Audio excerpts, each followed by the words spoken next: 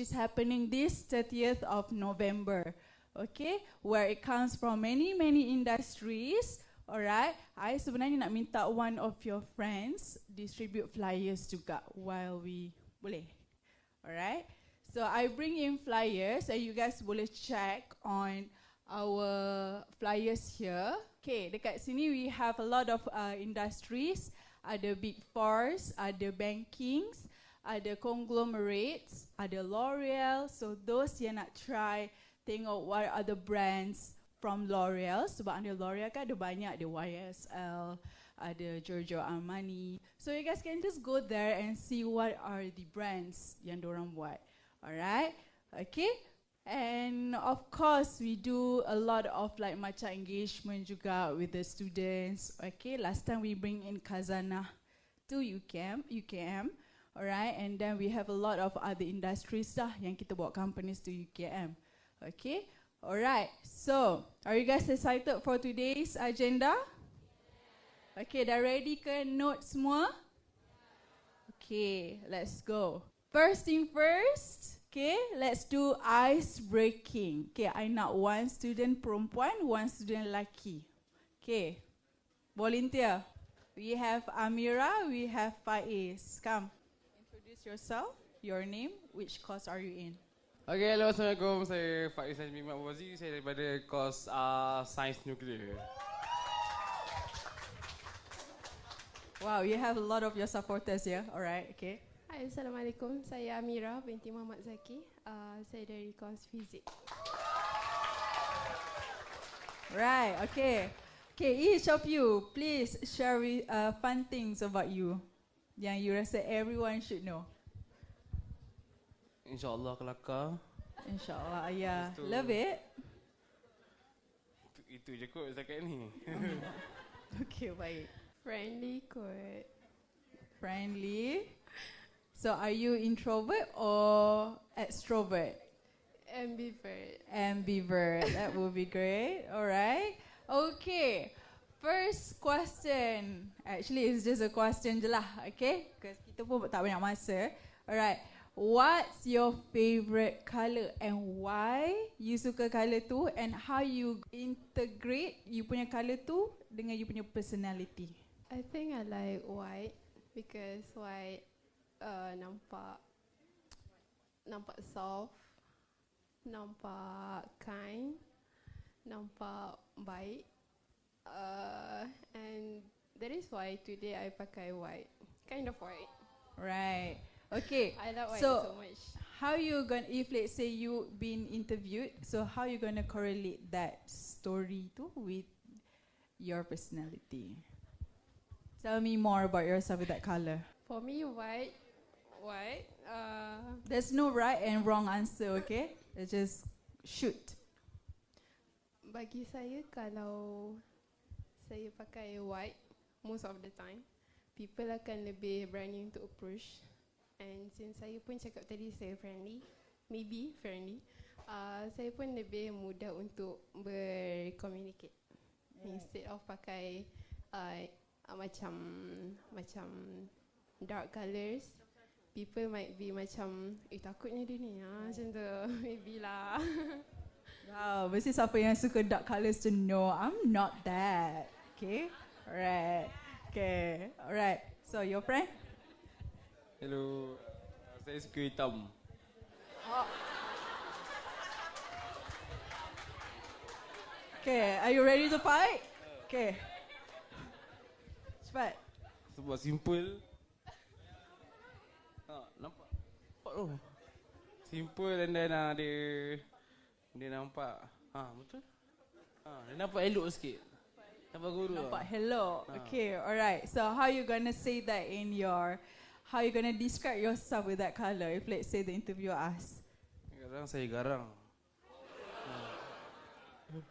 Wow, you're gonna say that? Okay, betul. alright.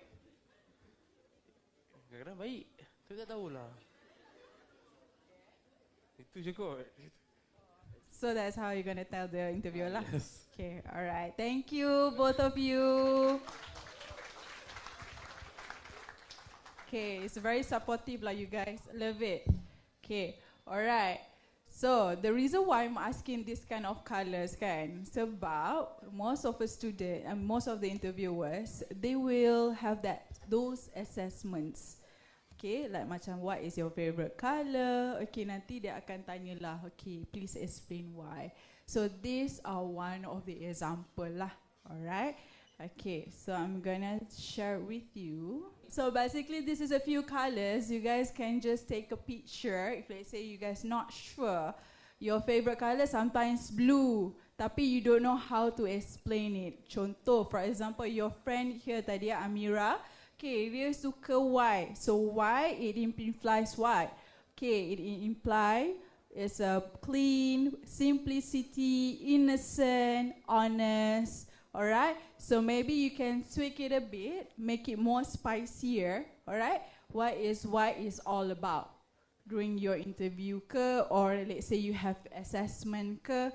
So this is what I mentioned tadi. What is graduan? Again, graduan has been in industry for about 30 years already. Okay, we've been going to all over universities all over Malaysia. Okay, last time I baru balik pada Terengganu, UMT. And then my friend, my colleague Najiha just went to UUM. Last week, I pergi USM. So we are more with the universities itself. Okay, not just locally, but internationally lah. Alright. Okay, this is what our service in our plate lah. Kita ada masterclass. We do have graduan.com, digital media, events and brand awards. So again, I'm just gonna tell you, share more about graduan a bit lah hujung-hujung nanti time you guys dah tanya Q&A questions. Alright, so this is our website. Okay, this is the one that I mentioned lah pasal our career fair. Nanti pun I can go a bit later on. Alright. Okay, personal branding. Okay, have you prepared your personal branding and have you heard about personal branding before? You guys dah been into few classes ke pasal personal branding? No, this is your first. Okay, I would like to share with you personal branding is very crucial and very important these days, especially when it comes to young talents like you guys yang baru nak embark to industries. Okay, this is very much. Ada yang basic knowledge, but sometimes like penceramah ke or the speakers, they need to like remind you these are the things that you need to buckle up. Okay, so what is personal branding? A personal brand comprises your unique skills, qualifications, and personality that you want the world to see in you. Okay, first is your unique skills. So I bet a lot of you know what is unique skills. Unique skills is actually the one that you dah belajar, which is your technical skills. Alright, we do have programs that you guys have belajar, C++, okay, SQL.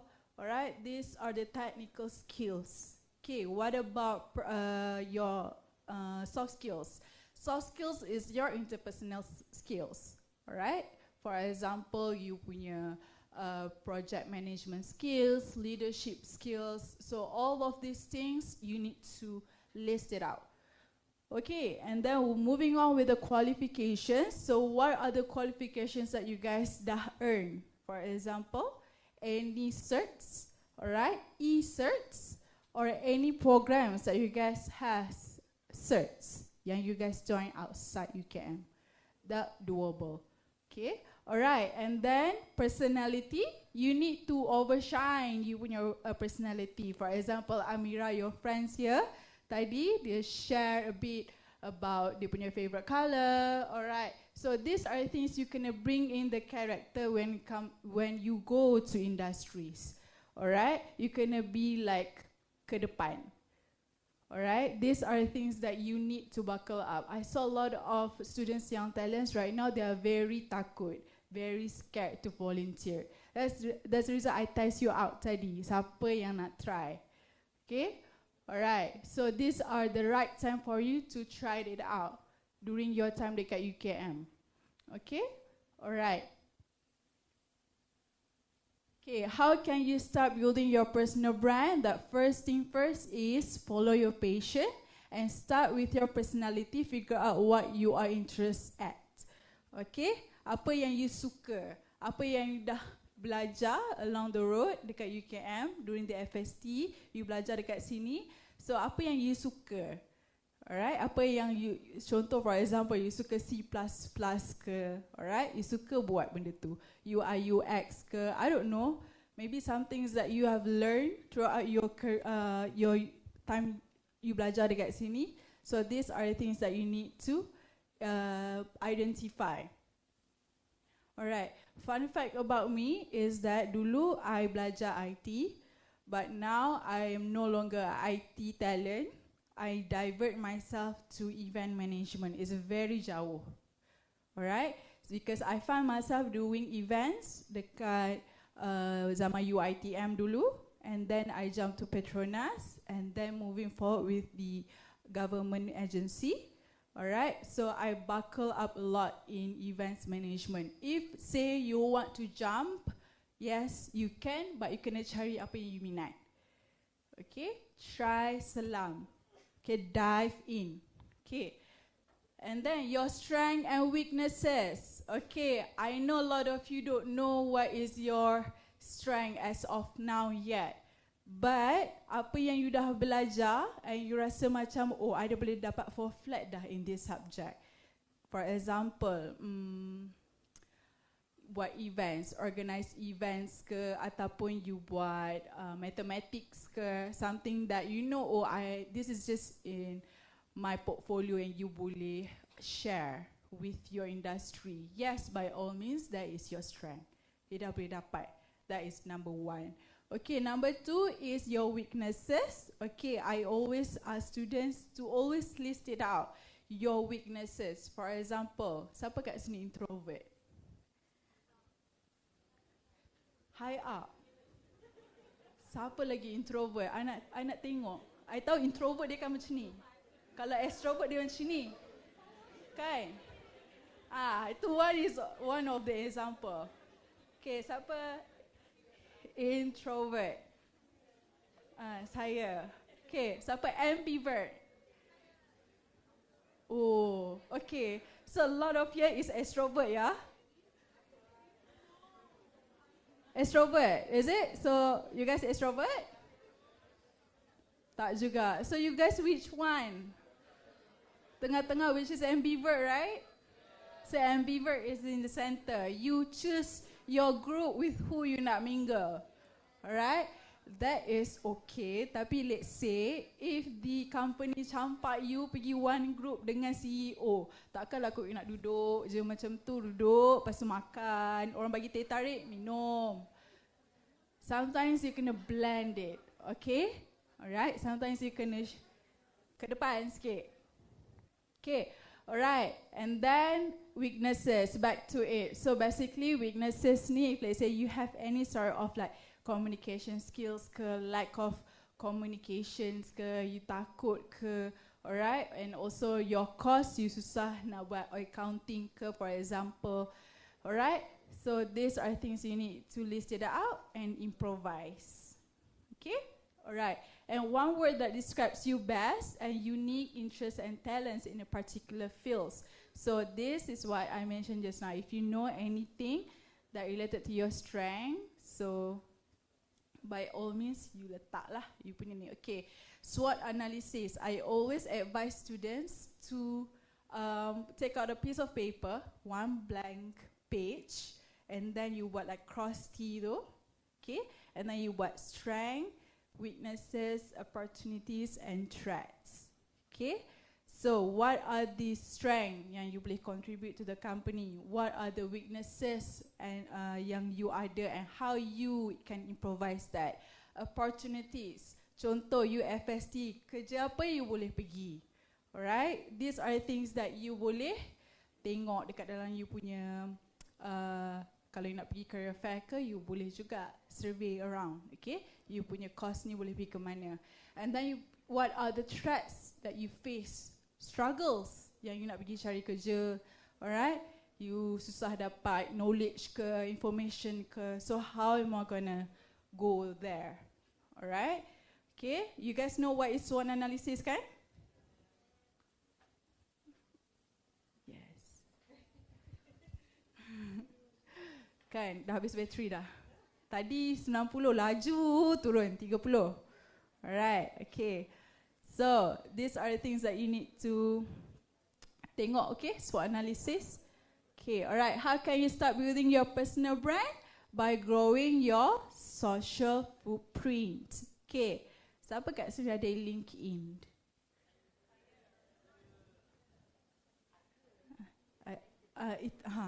Itulah. Okay. So, most of the students, I perasan, you guys ada LinkedIn, but how you utilize that? Dah habuk ke? Yeah. Confident, alright, okay. Okay, how you gonna leverage you punya LinkedIn? How? Correct. Have you? That's good. Siapa lagi yang you ada involvement tapi you guys don't share it? Or you guys just, actually this kind of seminar also you guys can just take a photo with your friends, okay? Saying that you're here for a personal branding. So these are the things that you guys can play around with the LinkedIn, alright? It's something that you enjoy doing it when your time dekat UKM, alright? So make sure you try to leverage you punya social media. You know what? Most of the recruiter akan search you on LinkedIn. So what if your first job, the recruiter tengok you macam habuk je. I nak tengok apa? Okay? Alright? Macam my junior, they pass me the resume untuk I recruit them. And some of them is internship, some of them is my junior exact. And I akan stalk dia. Right? I can start apa yang dia buat dekat LinkedIn, dekat Instagram. I can cari, kita kan perempuan kan, perempuan kan when it comes to investigation is very hire us, okay? So yeah, so this is the thing that you guys try, blast it out, okay? Alright. And then create profiles that reflect your passions on social networking platforms. Actually not just LinkedIn, but also Instagram. If you see a lot of companies sekarang memang dah ada their own company punya brand yang they leverage dekat Instagram as well.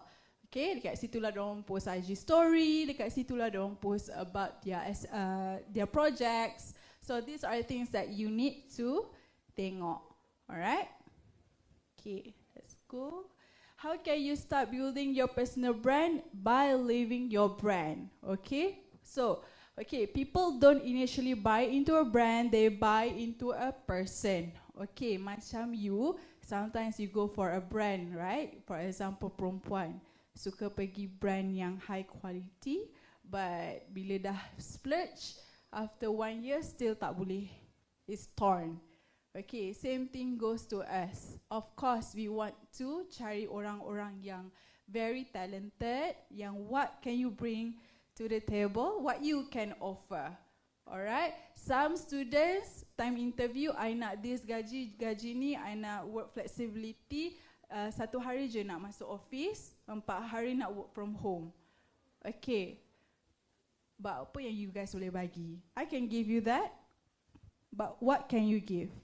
Can you give me back what I want, what the companies want?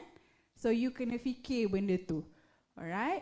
Okay, you can say you want this, you want that, but at the end of the day, what you can give. Itu you kena see. How you gonna counter yourself. Alright? Okay, your personal brand should follow you everywhere you go. Alright? So if let's say, I see contoh Liana, nama candidate A, Liana, dia masuk, dia be as my intern. Alright, and then I have Saifu, candidate B, alright, be my intern. Alright, and then next, Diorang buat task yang sama. Okay. And then dua-dua submit dalam timeline yang sama. But of course, I can pilih yang mana that delivered the best. Alright, so I have option A, option B. Okay, so the reason why I'm telling you is that whatever you do, whatever results that you give in to the company, make sure it brings good results. I always advise young talents these days, if you go to internship, be it big company or small company, if you rasa macam, oh, you just interns, actually interns play a big role too. Okay, don't just feel like, oh, you just intern, tapi you rasa macam you contribute sikit. Actually, it's not. Okay, sebab us, macam our company, we are event management. Small contributions equals to big contributions as well. Bila kita puzzle it up, everything, it brings the results. So same thing goes to you all. Whenever you go to any companies, please leave the company, bila you dah habis period, leave the company in a good hands with the good results. Okay? So that contoh, maybe supervisor you maybe akan cari you balik. That is one of the example. Alright? Okay, all clear? Dah ngantuk ke? Belum. Alright. Okay, belum lagi Okay, long way to go. Alright. Okay, next.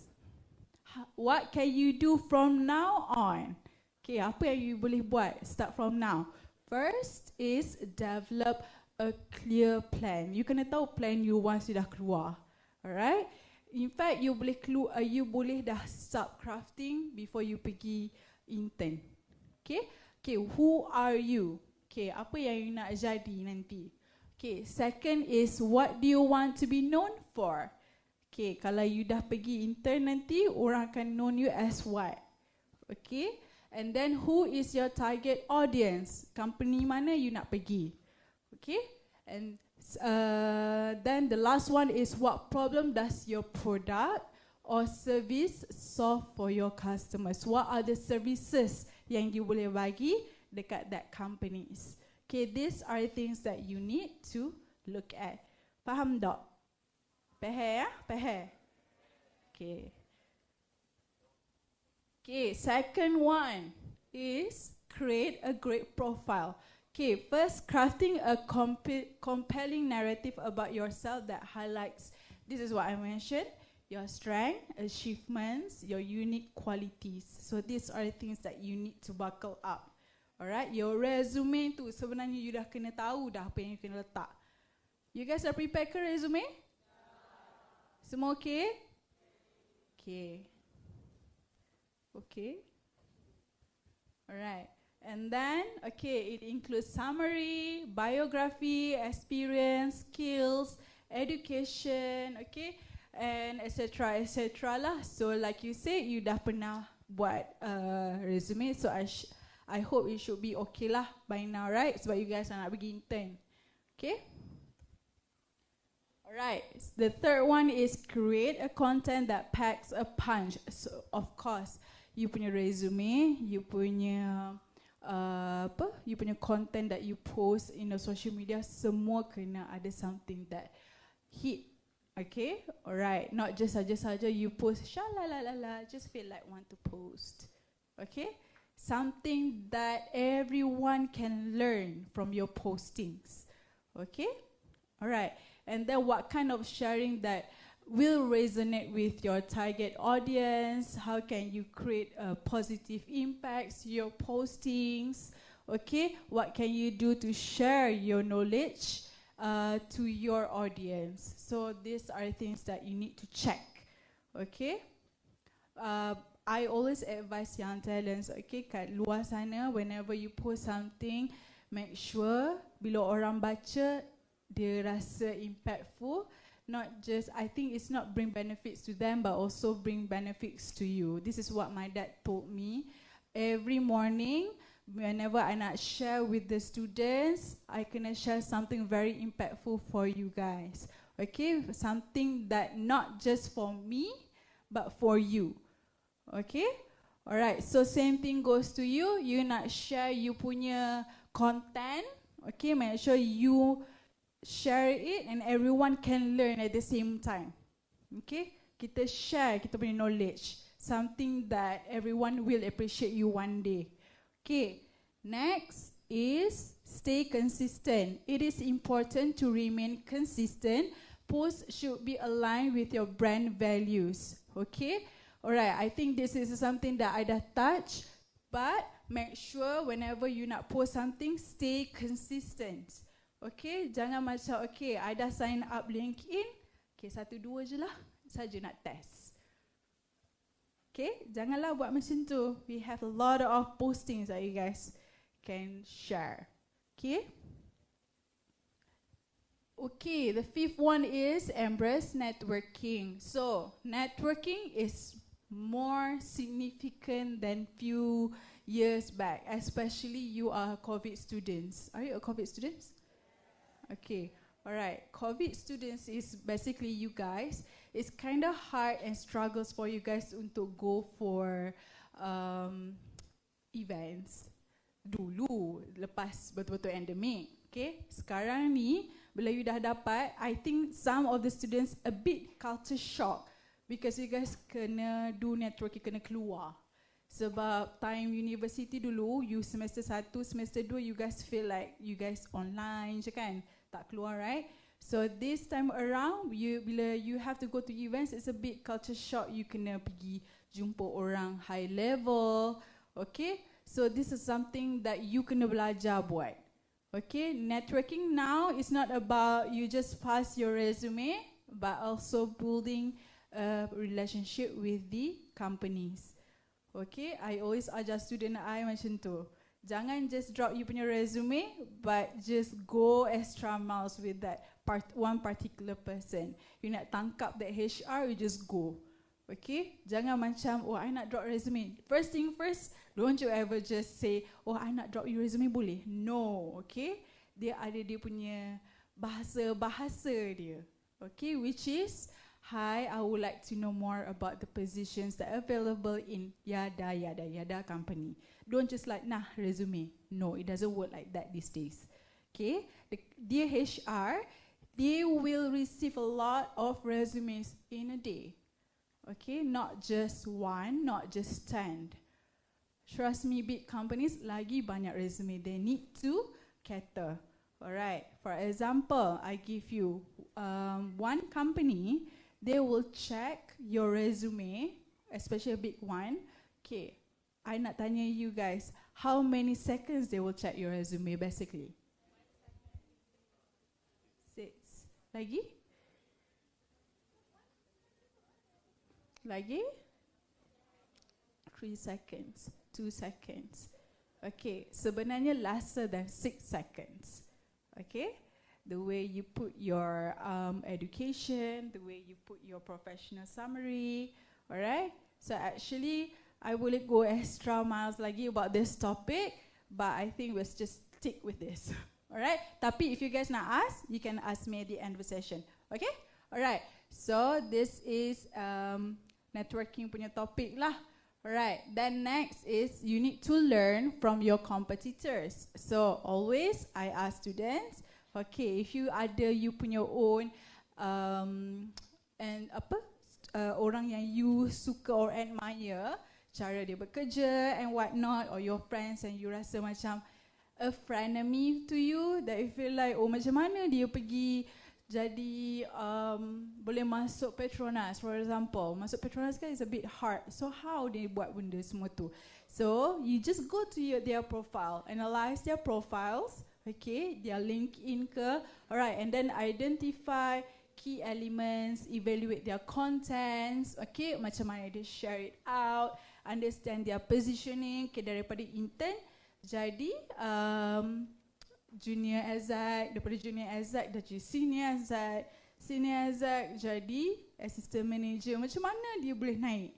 Okay, these are the things that you need to belajar lah. Review the endorsements. Okay, this is something that you boleh tengok dia punya profile. Okay. Okay, how to build your personal brand as a fresh grad. I know a lot of you say that I don't have experience, but I'm so scared to go to the companies and apply job, but you have a zero experience. No worries, all the HRs, all the hiring managers pretty much understand that you guys coming from fresh grads background. Okay, so first, of course, you can create a strong resume. Okay, strong resume ada certain cakap dia tak ada experience. So how dia nak make it more interesting?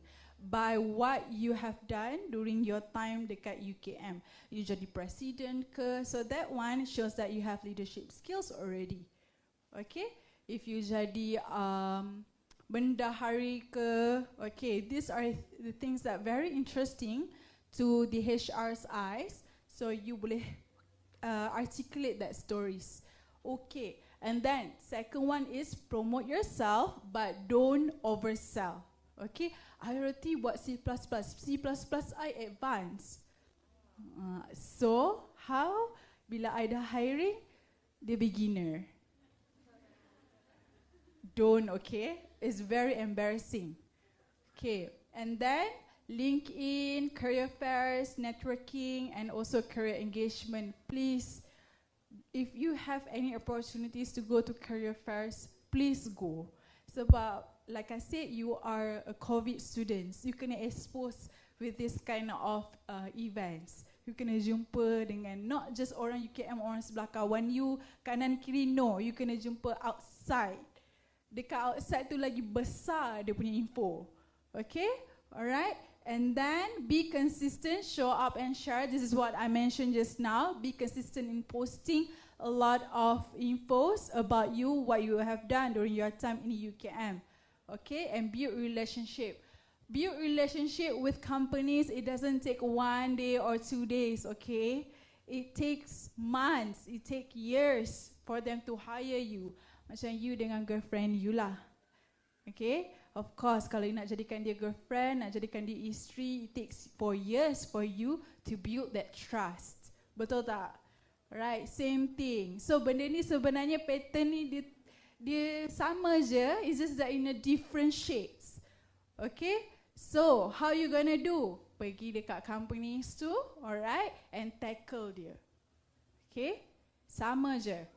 Alright, and as you know, your audience, future employers, start connecting with them. Bila? Semalam. Sebenarnya you dah kena start lama dah. But if you don't start it yet, start it sekarang. Alright? Don't just nak tunggu, oh esok nak intern, esok nak masuk intern, hari ni baru nak cari. Alright? Okay. And then, how personal branding may outstand you, it defines who you are, okay? And then, leave a mark, alright? This is what I mentioned. If you go to anywhere, any industries, leave a good results, okay? And then increase visibility, be it online or offline, okay? Tak kisah you nak share dekat LinkedIn, tak kisah you nak pergi any career engagement, please increase visibility, okay? Enhance professional opportunity and people will start to find your resume. Semua dah start nak ambil you punya resume, okay? Alright, okay, we are at the end of a session. Okay, I buka Q&A dulu before I proceed with my career fair later on. Do you have any questions from you guys? Alright, okay, you want to introduce yourself?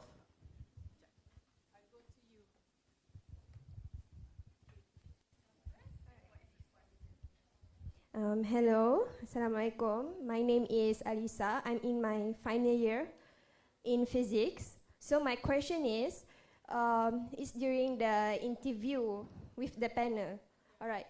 So we all, of course, all of us has the weakness and strength, right? So when the interviewer asks, "What is your weakness?" So how does exactly do we need to answer to that question? Because I've done some research, but I don't know how to approach it in real life. And I have second question.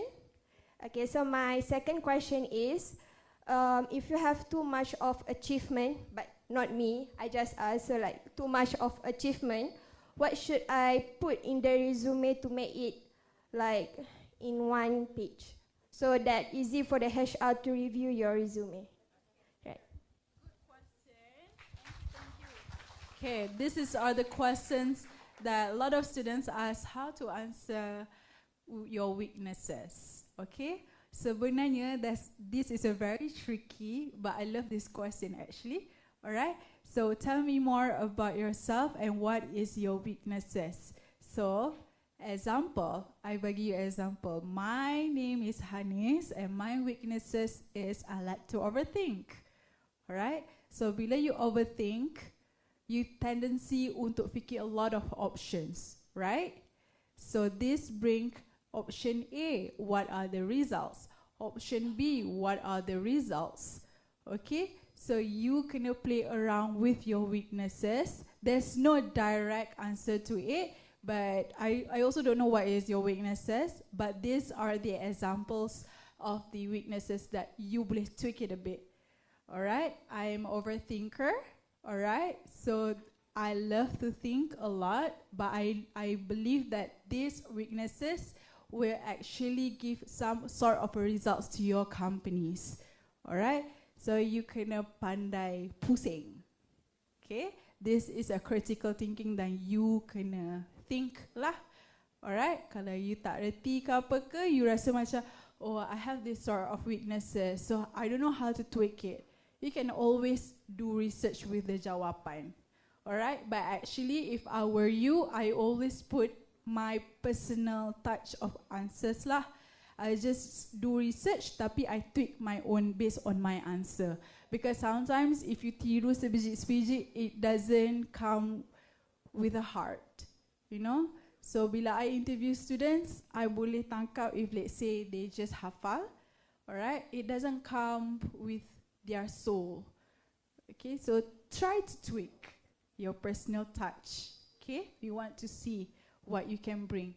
Okay, alright, so the next question is the achievements. Okay, if let's say you are very active students, you lah lompat tinggi, you lompat jauh, you lumba lari, you yang paling tak ada dalam kelas.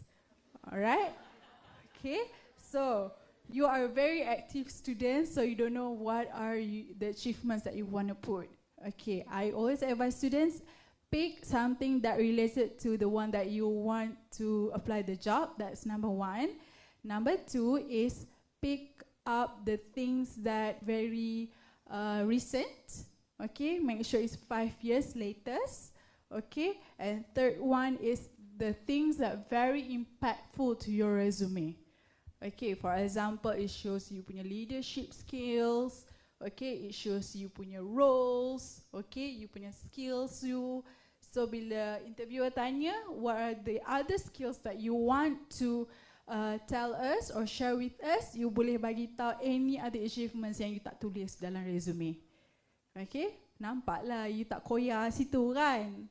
Ha, okay, alright. Okay, is that answer your question? Thank you. Ada lagi tak? Oh, alright, I love it. Hai, nama saya Fatin. Saya dari sama course fizik juga. Okay, basically fizik ni kita orang belajar teori. Okay, so bila nak intern, kita orang kebanyakan dari kita akan jump into industry untuk practical setting. So macam mana kita nak jawab kepada interviewer apa yang kita boleh bagi based on apa yang kita belajar teori, tapi nak jump into practical setting, apa yang kita boleh pusing untuk dia berkenan nak ambil. Okay, thank you. Okay, I don't know physics much. Alright, it's a very beyond my field. But if I were you, okay, contoh, take it my positions yang ada pada IT just now, I pada IT background, and then I nak jump to events. I'm so scared. I nak pergi interview because I don't have experience though. Alright, I don't have the things that I can share. But I tweak I pusing sampai boleh, which is I go to UiTM, I ada buat benda ni, I ada buat extra ni, other than I buat IT, I ada lagi curriculum I buat ni. And you kena tell the success stories. Okay, apa yang you dah buat, practical things that you did, the success stories that you dah buat. Okay, you kena share benda tu je. You jangan fikir teori dah. Dia nak tahu pasal practical, you bagi practical. Okay, the one that success stories and you kena share. Okay, alright, you pusing ke situ. Faham tak? Alright. We're not lying, but basically we are something that you want to tell them that this is what I did and I'm proud of it. Okay? Alright, ada tak lagi questions? I have 10 minutes before I nak bagi kerja sikit dekat you guys. Alright, ada question? One last question. Oh, okay, alright. At the back there, go there. Hold on. Hi, good afternoon, people. Good afternoon, Miss. My name is Kyrene. I'm from chemistry. And then I want to ask, do you have any website or app that show the review for the company with the bad side of the company? Do you know any? And just want to ask your opinion whether interns deserve 1K allowance or not. Okay, you mean not review companies? Okay, that is I also go there as well. Okay, so okay, if you want to know more about the companies, of course, a lot of you macam scared. If let's say the companies tak bayar EPF ke, so ke EPF what not, right? So these are pretty much challenging. Sebenarnya I Google, dia akan keluar Glassdoor, right? Glassdoor is pretty much helpful. Okay, so dekat situ you guys boleh tengok a lot of reviews coming from different perspective. Okay, yang senior exec komen apa, yang intern komen apa. Alright, so you can try go Glassdoor. Actually, you can just type in the company je. Alright, kerja kat KFC macam mana, best tak? Okay, there's a lot of reviews there. You guys boleh check. Okay, dekat Glassdoor. The second one is 1K allowance. Okay, wow. Right, okay. Talking about allowance, right, this is very subjective, okay? Macam I personally, we work together with a lot of industries. Industri ni bagi ni, industri bagi banyak ni, industri bagi banyak ni. So it's very subjective to all of you students, okay? So if you want to pick up, is it relevant or not to give 1K allowance? Actually, it depends on the companies. But again, go back to the companies. If let's say the company, the big companies, yes, possible to give you 1K allowance. Back then, when I was in Petronas, almost 1K. So I think right now, I'm not sure. I think maybe same. It depends on the company itself. Okay, all right. So if a small company, it depends juga. Maybe they have a certain allocation for the interns. Okay. All in all, you need to ask lah. Once you dah sign tau, jangan time you baru tell me more about yourself. Oh, gaji dia berapa? Okay? No, that's ada cara-cara dia. Okay? Cara-cara dia kita kan ada sesi kedua. Right? I hope you can still inviting me lah nanti if I want to share more about this to you guys. Okay? Alright? Okay. Ada lagi tak? Oh, last. We go last Boleh Dr. Farah? Farhan? Boleh. Okay, last. Hello, Assalamualaikum and good afternoon, Miss. My name is Shaida and I'm from Bioinformatics course, which is going on the industrial training right now. So as someone who is going in the industrial training, so once you're in the work environment, so how do you, what are the activities or other things that you can do to mingle around your work environment? Yeah, other than doing the internship stuff. Thank you. honestly, when it comes to internship kan, a lot of you like macam we're doing the small things and you rasa macam bosan like every day. How many months are you guys going for internship? 6 months doing the same thing. Wow. Right? So how you gonna like macam level up you punya skills and also you nak do networking in your company. Okay, a lot of big companies, they do side job. For example, contoh, if let's say you guys tahun depan pergi during the time bulan Ramadan, right? So some of the PICs in your company maybe akan navigate you suruh buat event buka puasa, right? Kita ada event raya-raya. Okay, that is raya 10 malam makan raya. Betul tak? So event satu malam ni dengan presiden lain. Event esok presiden lain pula. So these are the things that you kena try masuk. If you let's say you rasa macam I don't want to do the same thing every day. I want to do something else. So give me jobs. Alright? I see a lot of young talents here is very eager to learn more kan these days. So try to like, oh I nak tolong ni boleh tak? I nak tolong tu boleh tak? So this yang I cakap you kena ke depan. So maybe that one is one of your skills you boleh share with your interviewer once you land first job. Okay, itu you dah boleh pusing dah. Right? Okay. Is it understand? Faham tak? Konsep dia, okay. Alright, so I tak nak buang masa, ada 5 minit je. Okay, first I nak you guys sign up to our Aspire Plus. So do you have your flyers with you, right? Okay, 30 November semua orang free? Kita ada date 30 November. Kita pergi date bersama saya. Kita jumpa dekat KLCC, boleh? Alright, okay. Jom, we go together. Alright, this is the Aspire Plus. Okay, and then please register at the back here. I want to see 250, I think. 250 students registered to our event. Okay, this event is actually more onto a conference settings. Okay, where we have a lot of speakers coming from PwC. We have Kazana. Sorry.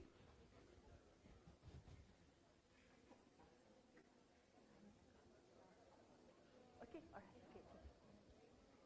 alright. Okay, I had a good news for you guys. Okay.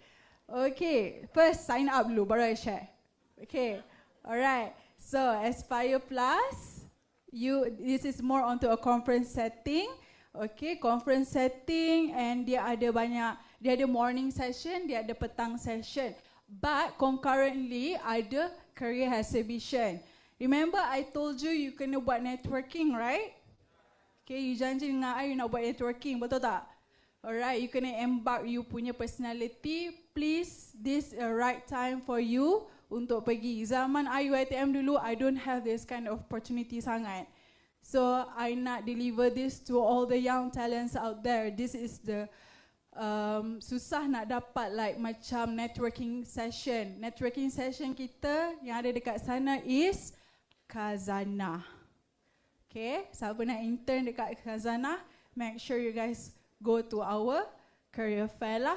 Khazanah dia ada like one whole floor for you guys do networking with them. Okay, we give them a space for you guys to do networking with the Khazanah team. Okay, alright, you guys register dekat QR code belakang ni.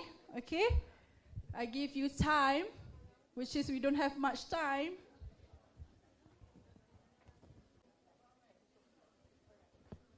Okay, register first to our grad 1 Aspire Plus before I ask you to do something else. Boleh tak register? Ada internet tak? Last but not least, I would like to thank all of you students. You guys are very supportive. I love it. Alright? Thank you, Dr. Farhan, for inviting me. I hope we have a second session with you, all of you, about resume checking ke apa ke. Nanti we'll see lah how it goes. Alright, thank you. Terima kasih kepada Puan Nurhanis Samsul Anwar atas perkongsian yang telah diberikan sebentar tadi.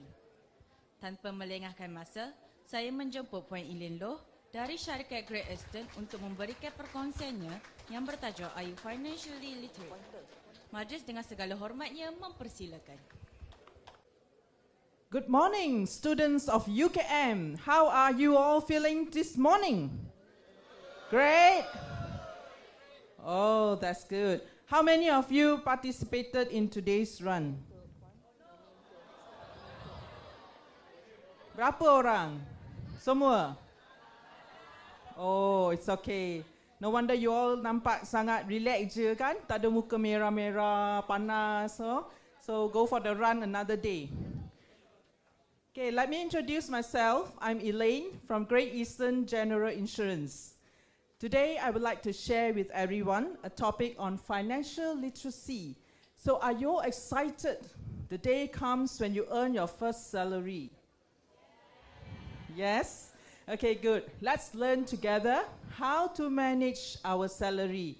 Okay, for me, I've been managing my salary for a number of years, many years, but I'm not going to tell you how many years, because from there, then you can actually think how old is Elaine, right? Kalau I cakap 30 tahun, okay, sekarang tahun ini dia 60 tahun. So I'm not going to reveal my secret. Okay, let's start with the first slide. Are you all ready? Okay, thank you, yeah. Okay, I'm doing too fast. Let me go back to the... Okay, we go to the first slide. All right, when you receive your first pay, have you all thought how you're going to spend it? Have you all ever have a thought in your mind? Belum lagi kan, sebab tadi baru cakap nak pergi to go to the career fair. Okay, when you receive your first pay, you must know, you must plan how to spend it.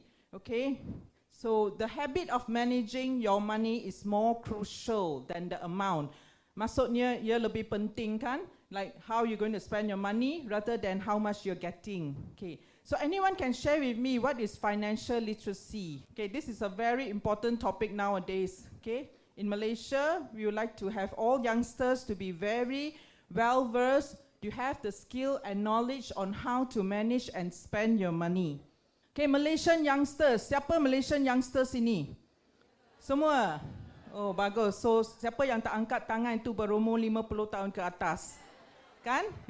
So, okay. Malaysian youngsters spending, you see here we got 50%, 20, 15, 5%, 10%. So, we do a guessing game here. Now, when you have your salary every month, 50%, usually what do you think first? How are you going to spend your money? Very good, excellent. Food. Give yourself a big round of applause. Very good. Yes, that's the answer. Betul. 50% tu makanan, food. Sebab tiap-tiap hari kita akan rasa lapar, betul kan? And Malaysia food is so delicious. Yeah, very good. We got a lot of penyokong Malaysian food kat sini. Oh, excellent. So, and then we always have manners. Bila jumpa kawan ke makcik-pakcik, sudah makan ke belum? Kan? Yes, very important. We must have money to eat. That's why all of us study hard in our lives, and we get our jobs, then we find money, sebab perut akan rasa lapar. Okay, next, 20%. Pergi mana? Shopping, yeah, betul. So ladies, they're so happy when they see handbags kan? So when you first get your job, you nak pergi beli handbag yang sangat cantik untuk, and then your warna yang you suka. So that's the shopping. Okay, 20%. 15% tu untuk apa? Savings, yeah. Lagi? Reward. Oh, belum lagi reward tu, ya. Yeah. Okay, kita tengok apa ni. Betul, pandai semua kan? Gadget kan? Because now all the young people they all like gadgets kan? Yes, you all bring you buy You pay for laptops, okay, earphones, all sorts of gadgets. So you already have in your mind, when I get my salary, I can buy this for myself, kan? You suka-suka nak dapat apa yang you nak kemudian. Okay, 5% untuk apa tu? 5% je. Yeah? Bills. Oh, I like you all lah. You're very responsible people, kan? Nak bayar bill. Like me, I've been paying bills for many years. Kan? Bills itu yes. Because we have to bill apa tu? Bill electric, handphone. Oh, itu paling penting kan? Ada handphone kan? Very important. Not my time kan? Handphone tak ada. Banyak koin dalam poket. Kena pergi tu tepi jalan kan? We have to use coins and you have to beratur, tunggu my turn bila kan? Sekarang bagus kan? Ada handphone. So 5% you nak bayar bill. Okay, let's see. 10% is for savings. Okay, 10%. So we are going to open up 5% to see whether what you say is true. Okay, if yes, then you give yourself a big round of applause. So 10% is untuk savings. So kalau you pergi intern, dia bagi you RM1,000 sebulan tadi I dengar kan. Kadang-kadang biasanya 1,000 intern. So RM1,000, 10% berapa jumlahnya untuk sebulan? RM100. Bagus. Yes, very good. All your maths pass excellent, flying colours. Give yourself a big round of applause for getting the correct answer. Betul. So now we see 5% to family, bukan untuk bayar handphone bill. Tahu tak? Family. But handphone bill also good. You can pay for your father, your mother punya handphone bill pun boleh kan? Boleh. I'm talking because I'm a mother myself. So I hope one day my daughters will pay my handphone bill. Today I'm still paying my own handphone bill kan? I don't know when they will pay for me lah. Okay, thank you. So good Malaysian youngsters semua kat sini, except for those tak angkat tangan tadi tu 50 tahun ke atas tu bukan youngster kan? Yang youngster punya spending nowadays is like this. Do you all agree? Yes? Okay, so this is the right way to spend. Right, next, let us think. RM50 dalam pocket. Okay, atau now maybe your father, mother still giving you RM50. What can you buy with RM50? Yeah? Oh, bagus. Beli beras. 10 kilo. Beras, yeah. Oh, very good. Yes. That's the right way of spending. I like this class, man. Because you all know how to spend right. Use the money to buy food, kan? That is very important. Okay, let's see what RM50 boleh beli, ya. RM50 sebelum tahun 2000. Wow, kalau pergi supermarket, berbagai makanan you boleh beli kan. Semua troli itu full kan. You pergi cashier pun dia bagi satu pandangan. Ayo, bagi banyak kerja ni. Sebab boleh beli banyak. Okay, sekarang ni RM50. Apa yang boleh beli? Satu barang. Oh, troli kosong. Susah nak fikir nak beli apa kan. Tapi apa tadi kita punya student sini, satu beras, satu paket boleh belilah RM50 kan. Quality yang bagus juga RM50. So sini we want to share with everyone that from last time until now, RM50 what we can buy. Okay. So last time we buy a lot. Now we can still buy but lesser. Right, next. How was shopping like back in the days? Okay, I think everyone here you wouldn't know lah. I will know lah because back in the days kan, semua orang kat sini student. Okay, let's see. Sebelum tahun 2000, you look at all this. Kalau your parents kan, tepi jalan ada kedai runcit kan. Everywhere you walk. Like last time when I was small from school, I come back. My mother is working, my parents working. So I just dia bagi satu bicycle kan. I kena pergi beli lunch sendiri. So I just cycle to the store to buy kan. So but sekarang ni, this is still dulu. Okay. We got newspaper, also advertisement, ada apa barangan jualan ke. And then Nokia. Who has this handphone in your pocket now? Ada? Tak ada? Atau tersilap ambil nenek punya? Tak ada? Okay, betul. But nobody has this handphone before, but I declare I used this handphone last time when I was at your age. Okay, so this is a very good handphone, but here I'm not going to advertise about handphones kan. Sebab Nokia ni memang paling bagus instead of the iPhone and the other phones that we're using now. It's very good now, you know. But this Nokia, you just drop it on the floor, jatuh ke apa, dia tak pecah. Guarantee you can last a lifetime. Tapi I'm not advertising about Nokia. Maybe you can ask your parents about this phone. It's just a example of last time barangan, you know, how they sell, you know, in the newspaper, okay, majalah, pamphlet. Nowadays, the pamphlet, they say, tak nak lah, bagi nanti orang buang saja kan. Bila you jalan-jalan, orang bagi, okay lah, ambil saja. Tapi nampak tong sampah, pop, masuk saja kan. Okay, now, kita tengok current, macam mana shopping. Betul tak? Adik-adik semua, influencer, TikTok, kan? You all shop like this, right? Easy or not, your shopping? Easy kan? Just with a click of a button. Yes, very easy. So we must all know that even though it's very easy to spend, but we mesti berhati-hati. Betul tak? We must spend wisely so that you will still have money to buy food. Very important. Food. Yeah. Okay. TikTok, yeah? Now, let us learn together. What is the method of money management? We have 6 jars.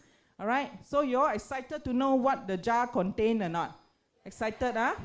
Okay, thank you. So jar itu bukan ada gula-gula atau cookie, bukan. So let's take a look.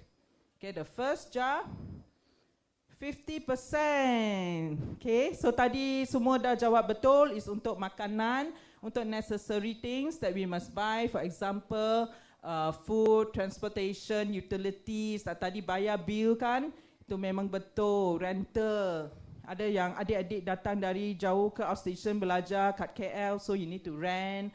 I also have colleagues who is from outstation, they also need to rent. So when they get their pay, some part of it is to use to pay rental. Okay, so let's take a look at the second jar.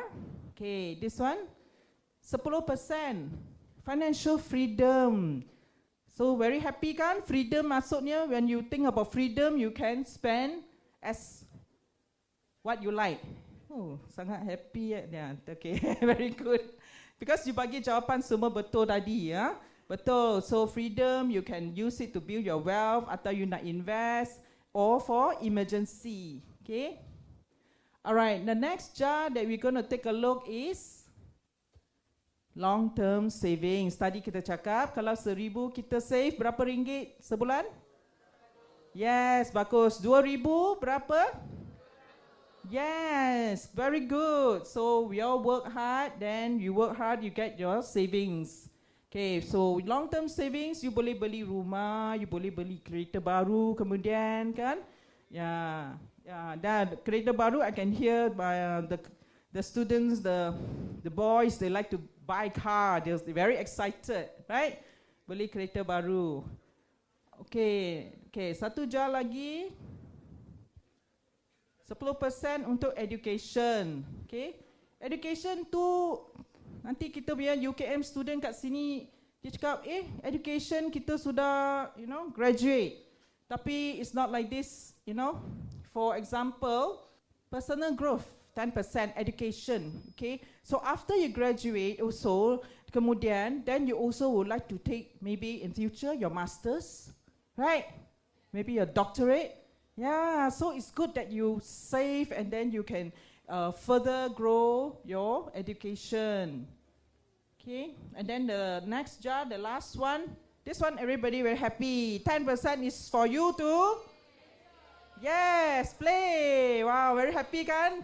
Tepukan, yeah, bagus, very happy, yes. So, not to worry. So you work hard and you also play hard, okay? So you're also very happy. You can get to spend 10% to go shopping, movies, entertainment, right? Our country here very good. A lot of shopping malls, kan? Okay, 10% lagi you can save to do charity. Kalau ada duit yang berlebihan, kan? We can share with others for a good cause. Right? Okay, great. You all did great. So these are all the 6 jar methods of how to spend your money. Good money management. Okay, can you all remember this or not?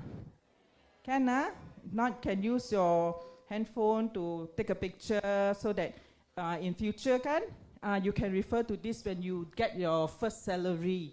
Okay, so this is a very good guidance on how we can spend wisely. Okay, how to manage our income. All right, so you're happy with all these jars or not? Okay or not? You're okay, right? Yeah. Very good, boleh. All right. So next, we are all also very happy to invite you to join Great Eastern. Okay, please capture this QR code, yeah? So when you, I give you some time, okay, to go in, okay? So you capture this QR code, then you can drop off your resume, you contact us. So you can also follow our social media for a peek into what it's like to work with us. As you can see my face, Great Eastern is a great place to work. I'm so happy working there. So come join us, okay? Okay, give you some time. Scan this. Okay, so all of you already log in? Good, capture. We are looking forward also, okay, to you all to join us. All right, so if you keep looking at this robot, this is Otto. Nama dia Otto, O-T-T-O. This is a mascot by Persatuan Insurance Arm Malaysia. This is where we have to share information to everyone, like on road safety, okay, what is the importance of insurance and all that. So this is very important for everyone to know. So do everyone think that financial freedom is important? Important kan? Yeah, because it's part of our spending, and tapi it's constantly overlooked lah. So financial freedom is something like we must have enough savings, okay, investment, and kena ada cash in hand lah kan, to afford our desired lifestyle. Semua orang sini ada desired lifestyle sendiri tak? Ada kan? Yeah. So we have to have good wise spending, so at the same time letting you free, so you financial worry free kan, because if you spend wisely you will be financial worry free. Okay, examples of financial worry is seperti, you know, unexpected medical expenses, bukan untuk sendiri, maybe sometimes for relatives or for somebody else that you want to help, yeah. So, or covering rent and utilities, kan? Yang tadi adik-adik dah cakap kan, kita kena bayar bill, kena bayar rental, then education lagi, because if you want to further your studies, we need money. Road accident also, unforeseen circumstances where situations like road accidents, so then you will tengah berfikir, oh, alamak, do I have cash in hand to pay for the damage? Okay, should I invest to get vehicle protection? Okay, so every time you must have that extra money in your pocket, right? So let's say, for example, my real life story, like one day, I was driving my car, pagi-pagi pergi kerja. Then suddenly I bagi signal belok kiri, masuk petrol station. Then suddenly, boom, ada orang langgar belakang, apa tu bunyi? I was thinking, what is that bunyi, right? Oh, kononnya motosikal adik tu, laki tu langgar belakang boot I. So I got down the car, look at him. So I said, okay, tu dia tanya I, so macam mana? So I tengah fikir, macam mana? You yang langgar I, tapi tanya I macam mana pula kan? Tapi I kesian dia sebab dia bawa motor, and so I said, tak apa. So I said 9 kali, so you have to be hati-hati, right? So luckily pocket ada duit lah. So instead of, you know, asking him to pay me, because I look at him, you know, I know that dia pun tak sengaja nak langgar I, so I give him money instead. So this is example of what is road accidents, at least you have money kan? So because if we bawa kereta, we also have to jaga the motorcycles lah, so tak apa. So a good thing is that we're talking about 10% financial freedom, so that you can invest to get vehicle protection. Just to like to share with everyone that vehicle protection, bila adik-adik dah dapat motorbike ke, dah dapat kereta kan, it's very important that you must have motor insurance. Why? Because it's a regulatory force. You see kan, mesti ada. Okay, zero financial worry sebab ada protection insurance. Okay, dia ada life and vehicles protection. And kita ada satu apps untuk Great Eastern General Insurance. Kalau you beli motor insurance from us, you have a 24/7 okay, digital roadside assistant. Dia ada apps. So kalau you masuk download kita punya apps, when you become one of our policy owner, it's very easy for you to apply for anything lah, for roadside assistance. Okay? Alright. So the 3 simple steps to get started ialah, so when you spend, you must know your percentage. Tadi adik-adik dah tangkap gambar ke, berapa persen tu kan? Know your percentage. Shift your mindset. Tapi I think you're very good mindset lah. Tadi I like what you all said. Okay, you all have a very good mindset of how to spend your money wisely kan? Makanan very important kan? Okay. So number 3, don't entertain any excuses. Anybody can share what is the meaning don't entertain any excuses? Maksudnya, because you know we all it's always very nice on our life, you got a lot of kawan-kawan. So let's say kawan ajak you, okay, so maybe for that month, actually you cukup duit untuk saving 10%, okay, you got that in your pocket.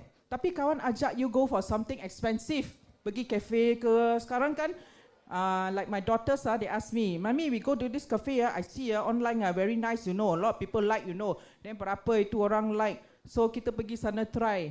But cafe is expensive, then the food is nice, then first thing first, when you go cafe with your anak, what you do, you tak dapat makan dulu, because when the food come, they want to take picture, kan? So the makanan makan first lah, because you have to take picture. Oh, macam adik cantik ni kan? Oh, very good. Yes, take picture is very good. So you can share, then next time your friend can go to that place also. Kan? So, example, cafe are expensive lah, you know, and nice, the food look nice, tapi perut tak dapat diisi dengan penuh. Correct or not? So that's an example of don't entertain excuses lah. So you say, okay lah, tak apalah, I pergi saja. That is don't entertain, ya. Alright. So, untuk maklumat lanjut layari, tadi I cakap tu kan, this one tolong save into your handphone. This website address is very good, jomlevelup.my. Di dalam sana, okay, so we work together with Persatuan Insurans Malaysia, and then we will talk about everything about the importance of road safety, how to selamat balik kampung tu raya. Okay, they have all these articles inside this Jom Level Up. So, bila masa, okay, students of UKM, please log in. Okay, so you scan this. It's very good inside there. Very informative, the information inside. So this is the mascot, this robot. Right. So thank you very much, UKM students. Okay, wish you all the best in your career and all the best in your future. All right, thank you very much. Terima kasih kepada Puan Elaine Loh atas perkongsian yang telah diberikan sebentar tadi.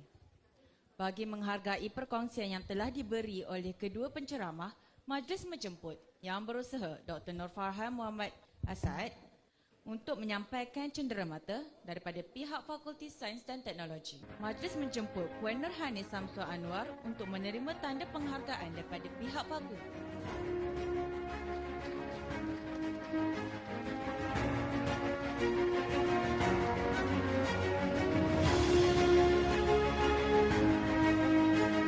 Seterusnya, majlis menjemput Puan Elaine Loh untuk menerima tanda penghargaan daripada pihak fakulti. Terima kasih diucapkan kepada Puan Elaine Loh.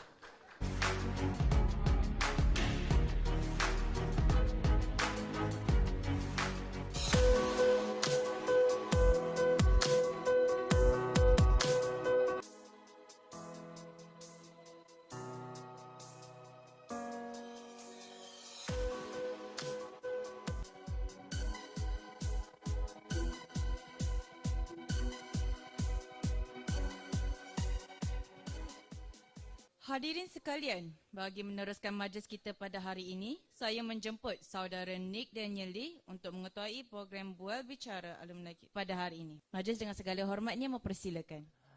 First of all, I'd like to say Assalamualaikum and welcome everyone to Career Talk Navigating Opportunities, equipping science and technology graduates for a dynamic career. That's you guys lah, our science and technology graduates.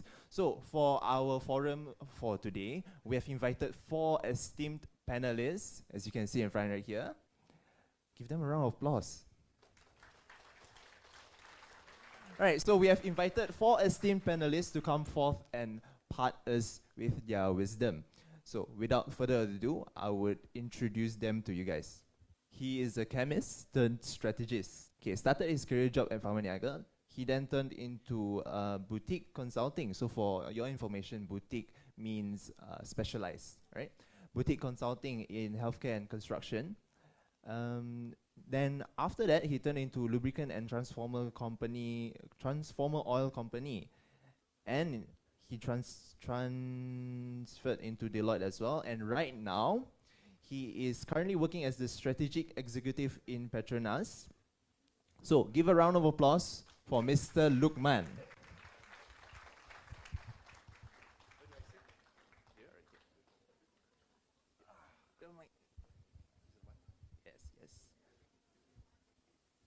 So, Mr. Lukman, maybe tell us a little bit about yourself. First question, does any one of you know me? Okay, then we're good. We can have this session nice and well. Yeah, wait, about my introduction, is it? Yes. I think I'm just going to tell all of you we're going to have a good time. I'm going to share as much of, I think this is one of the first few lectures I was in this hall at the very back. Yeah, I can tell you that how I was sitting at the back all the way to where I am now. I'm going to make sure that it's very relevant to all of you. And yeah, we're going to have fun today. In terms of my introduction, I guess I have not much to add. Okay. That's very insightful. Thank you, Mr. Lukman. So next, our second panelist for today. She graduated in UKM with a degree in chemical and technology. Then started her career role as a business development executive in an oil and gas company. Mind you, the company is an OGSE company. What was OGSE? Oil and gas service equipment.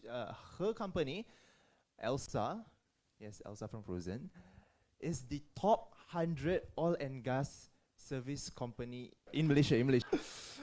After that, she turned into a technical role as a R&D chemist at Top Glove International, and afterwards shift into as a strategic planner in Solar Gading Kencana, is a solar company lah.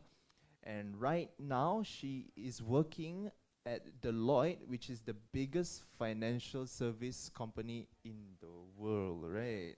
In the world. So I would like to welcome Miss Nick Adiba.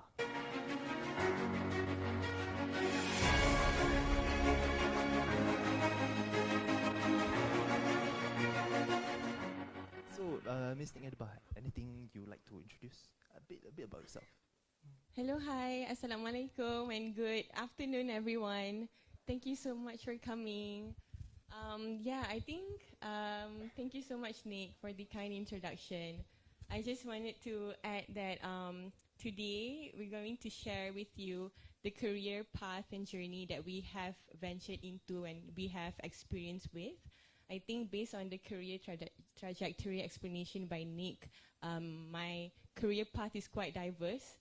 Tapi feel free to ask. Today is the day where you get to identify if there is any exploration or areas that you can explore for your career journey and trajectory. I think that's all for now. Okay, thank you, Ms. Adiba. So we move on to our next panelist, which is a skilled professional in both healthcare and the business industry. All right? She brings a unique blend of scientific understanding and the sharp wit of a businessman. Currently, she is a senior sales specialist at Terumo Malaysia. So, for your information, Terumo is a Japanese company which is 103 years old as of this year, right? And Terumo is one of the leading medical device suppliers in the world. Terumo, the founder of Terumo, you know how big Terumo is? The founder of Terumo is on, his face is on the 1,000 yen currency of Japan. So that's how big and how impactful, meaningful this company is to our world. Joining us to share her journey with us, Miss Trisha Ong.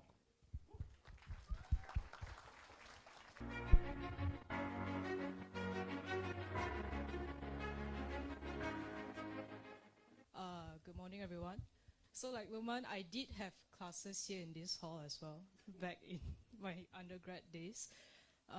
Basically, to add on like what Adiba mentioned, we are here to share our personal experiences and hope that these reflections can help you embark on your career journey.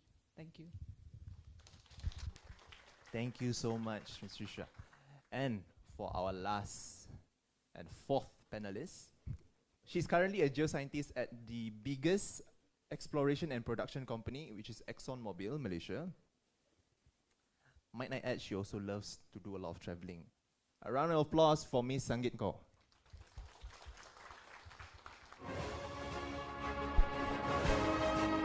Oh, good morning, everyone. Oh, I'm standing. I told them exactly this. I told them, can I stand and talk? Sorry. So, hi, I'm Sanggit. First of all, I'm really grateful for you to be present here. It's a Saturday morning and you guys are here. I'm really grateful. This shows your interest in really understanding what's ahead. And I really understand how you feel because we were all there once. And trust me, we are going to try our best to help you navigate your uncertainties. So if you have any questions regarding what's out there, how it's going to be, let us do our best from sharing our personal experience to you. Thank you. I actually do want to ask you guys, so feel free, whoever, to just start off after my question. So I just want to ask you, what inspired you to choose your specific study at UKM, and how did that choice contribute to your current self? Who wants to go first? I think there's no order here. I can just go very quickly. Okay, let's just be very frank. Who here did not get the first choice entering this university? Raise some hands. Show some hands. Yes, yes. Who here got second option to come here? Second option. Raise some hands. Yes. Who here got the third option? All right. I'm not going to go down all the way to 7. You guys had 7, right? I had no option because I was supposed to go to Barcelona and did my chemical engineering study. And I did not go. I ended up staying here. So when I came back, I appealed. UCAM said, yeah, sure, why not?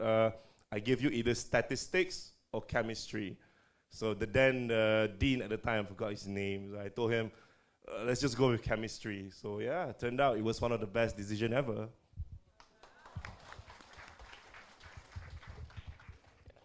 Okay, so the question is, why did I choose this course and why did I choose UKM, right? Honestly, I did get the choice that I want from UPU. So Alhamdulillah, I bersyukur sangat. So I chose chemical technology because my dad is actually a chemist and he's also water treatment specialist in one of the oil and gas company. So since I was really young, I was exposed to his work ethics and his field. And in fact, at a very young age, why UKM, he used to tour my siblings to UKM just to look around and introduce me to the first university I was introduced to is actually UKM. Yeah, he's actually also an alumni of UKM in 1986. So he was my inspiration and my role model to pursue my career in chemical technology field, in also my degree in chemical technology. Thank you. Well, for me, it's pretty much the same like Luqman. I did not get any of my choices. Let's be real. You guys are not first year students. You are second and third year maybe. So you may... Fourth. Oh, so there's 4 years. Wow, okay. So I don't know about now, but back then in my batch, microbiology is only 3 years. Yeah. So you may think that it's short and fun, but actually they cramped up all of the courses in 3 years. It's not very fun. So I'm also actually a second batch intake. I'm not the first batch intake, but do not let that, hold you back from doing what you think you can. So, yeah. Can I have a show of hands? Who are geology students here? Ah, amazing. Okay. Can I go there? Sorry. Can I see my geology students again? Okay, I'm just going to ask you. Did you know about geology? Before you took the course? Hi, Miss Sangit. Yes. Yes, I already know GeoChem as offering geology. Yes, so this is my first choice. Oh, okay. Yeah. So, yeah. Who here did not know about geology? Like right before joining? You, okay, amazing. You know what? What's your name? Hello, my name is Nur Afifa Batrisha. I'm the 4th year student. Before this, I want to take medicine, but at last minute in matrix, I decided I don't want to pursue medic, so I searched out for other courses near my house because I did not know what to do. So I saw geology. I was like, what is geology? So I searched it up, and then it's like related to volcano and all. So I was like, oh, this sounds fun. So I put it on my first choice, actually. And then when I went to work the next day, they said, oh, geologist, you have to explore. You have to go to the field and be at hot things and all. I was like, oh, okay. I did regret a bit, but then, no. Afifa, right? Yeah. Afifa, my experience is the same as yours. So you see, there are many of us who didn't know what was this before we joined. I was supposed to be a doctor too. Very brown. So yeah, I ended up becoming a geologist. First intake, I didn't get any of the medical courses, nothing at all. What, we had 12 choices? I got none. What on earth? Okay, anyways. And then in the second intake, I only had choices to put 2 courses in there, if I'm not mistaken. And that was geology and geology. I was like, whatever this is, let's just go for it. And here I am. So, you too, whatever it is, just go for it. You just need to have it in you to do it. Mind you, the mother is right in front of us, by the way. Oh yeah, my mom and my siblings are here today watching me giving this talk. Wait, so show some hands. Who's chemistry and chemical technology students here? Show hands. Chemistry and chemical technologies. Okay, there's only one. Okay, tough luck. We're going to go to you after this. Since Sangit started this whole game, we're going to do it. Who's microbiologist here? Okay, Trisha, that's your gang. All right. What? Environmental science, physics. Okay, we're not playing this game. Okay. All right, thank you so much. So right now let's just jump into it, right? I'd like to ask our panelists, walk us through your career journey and the transition from your studies in UKM into your career. So my question is, reflecting back to your early career days, what were some pivotal experiences that helped you transition from your university life to your professional role, and how did those experiences shape your direction? Okay, like I mentioned, I joined geology in UKM without knowing not very much about it, but I told myself I'm just going to do it. I think I've always had this mindset that I should open myself up for opportunities. Whatever that comes my way, let's just do it and see if I like it. Because it's something that you need to try, and you won't actually know without trying, right? So what's the worst that can happen? So I just went ahead with geology, and I did it, and oh my God, guys, our field trips were insane. We have to be under the sun the entire day. Sometimes we are in the river, sometimes we're in the jungle, and these leeches are creeping up my leg and sucking my blood. And this is the reality. And I still remember there was this final year field trip where we had to sleep in tents, which got flooded at night, okay, because it was raining heavily in Kelantan that time. And our tents were by the river, flooded at night, the tent, and I'm sleeping next to a frog. Like a legit frog. And I couldn't care less because, dude, I'm too tired. I just need my sleep.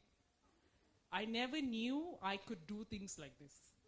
I never knew that I can actually tahan, my God, I can actually go through with this. That is something that I learned about myself in UKM. It's really about how much can you push your boundary. I learned how to push my boundary, and I learned that, my threshold is not there yet. I can go further. So I took it up and I realized that geology is so interesting. I want to try it out in the career world. Actually, right, I got an offer right after uni in the banking industry. And my family here knows I was considering so hard that, you know, maybe I should just take this job offer. Salary is good. And I should just go for it. Banking, that is, you know what, just forget the sun and the leeches. But I told my mom, I remember very clearly, that I have to try. The job opportunity at that time wasn't so appealing. Like, you know, there weren't many job offers for geology students and stuff, but I have to try.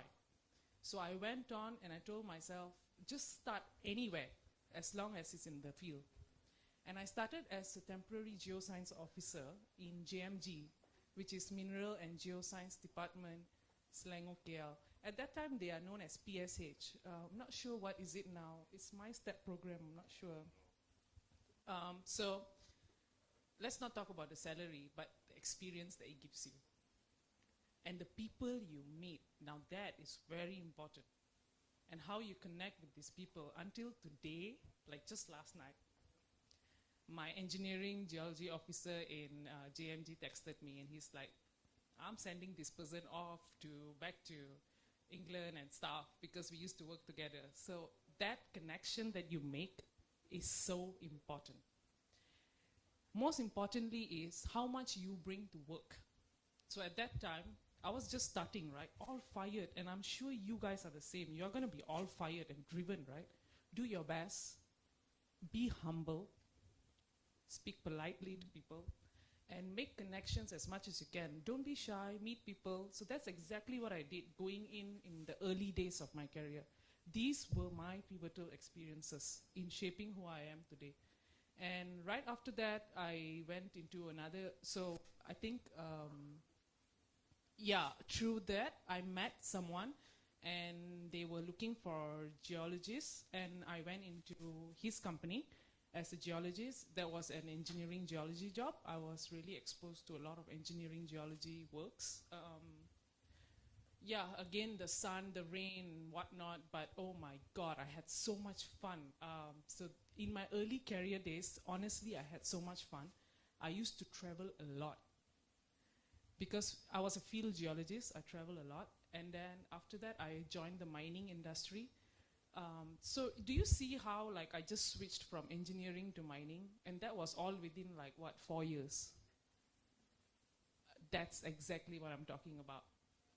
It's not that you will know everything, but if you want to try, just try. I didn't know everything about engineering geology. I didn't know anything about mining geology when I joined, but I just joined. It was a startup company. So it was a startup company. They were just trying to explore for gold ore, and also there was another company that I joined which was for iron ore, iron exploration. So then I was based in Rao for some time, and after that I was based in Kelantan for some time. So these were startup companies, right? So you will be thinking like, the hell, no job security, no stability. Trust me, I had those thoughts, and these were the people I used to discuss with, like, should I take this job? And you know what, just go for it. It's not what it offers you, but what you bring to the table. That's the mindset I went in with. What is the value that I am going to carry here? And most importantly, what am I going to learn from this? Because these are early career days, right? You need to get all the experience you can get out there, no matter what is it. And if you want to try the different industries, geology is very wide, you know. So you can work in hydrogeology, engineering, mining, oil and gas, so many different fields. And trust me, all these fields actually use different methodology of working. Maybe the fundamentals are the same, but the depth of area of knowledge is different for each. And it really varies. Even the softwares they use is all different. So every time I started, right, it's like starting fresh. So yeah, it's just about how much you learn and stuff. So I'm so thankful that I did that, because that's what landed me an oil and gas job actually. Because I remember so clearly when I went to the ExxonMobil interview, they were actually so interested in my gold and iron ore exploration journey, they were not as much interested as, how much do you know about oil and gas and stuff? No. But how much did you do with what you knew back then? What did you bring to the table? And I realized that all these experiences really shaped who I am and enabled me to land a job at where I am today. And thankfully, I've been in ExxonMobil for 2 years now as a geoscientist. And trust me, I have a long way to go still. Just like you guys, we are nothing different. We have a long way to go still. And just take it up. Take it up, challenge yourself. Don't think too much about salary, job security, and all that stuff. But how do you make the best out of your time? Remember, your asset is your time. It's not money, it's not an everything and whatever. It's your time, actually. What you do with your time is going to shape who you are. So, yeah, that's actually what happened with me. Thank you.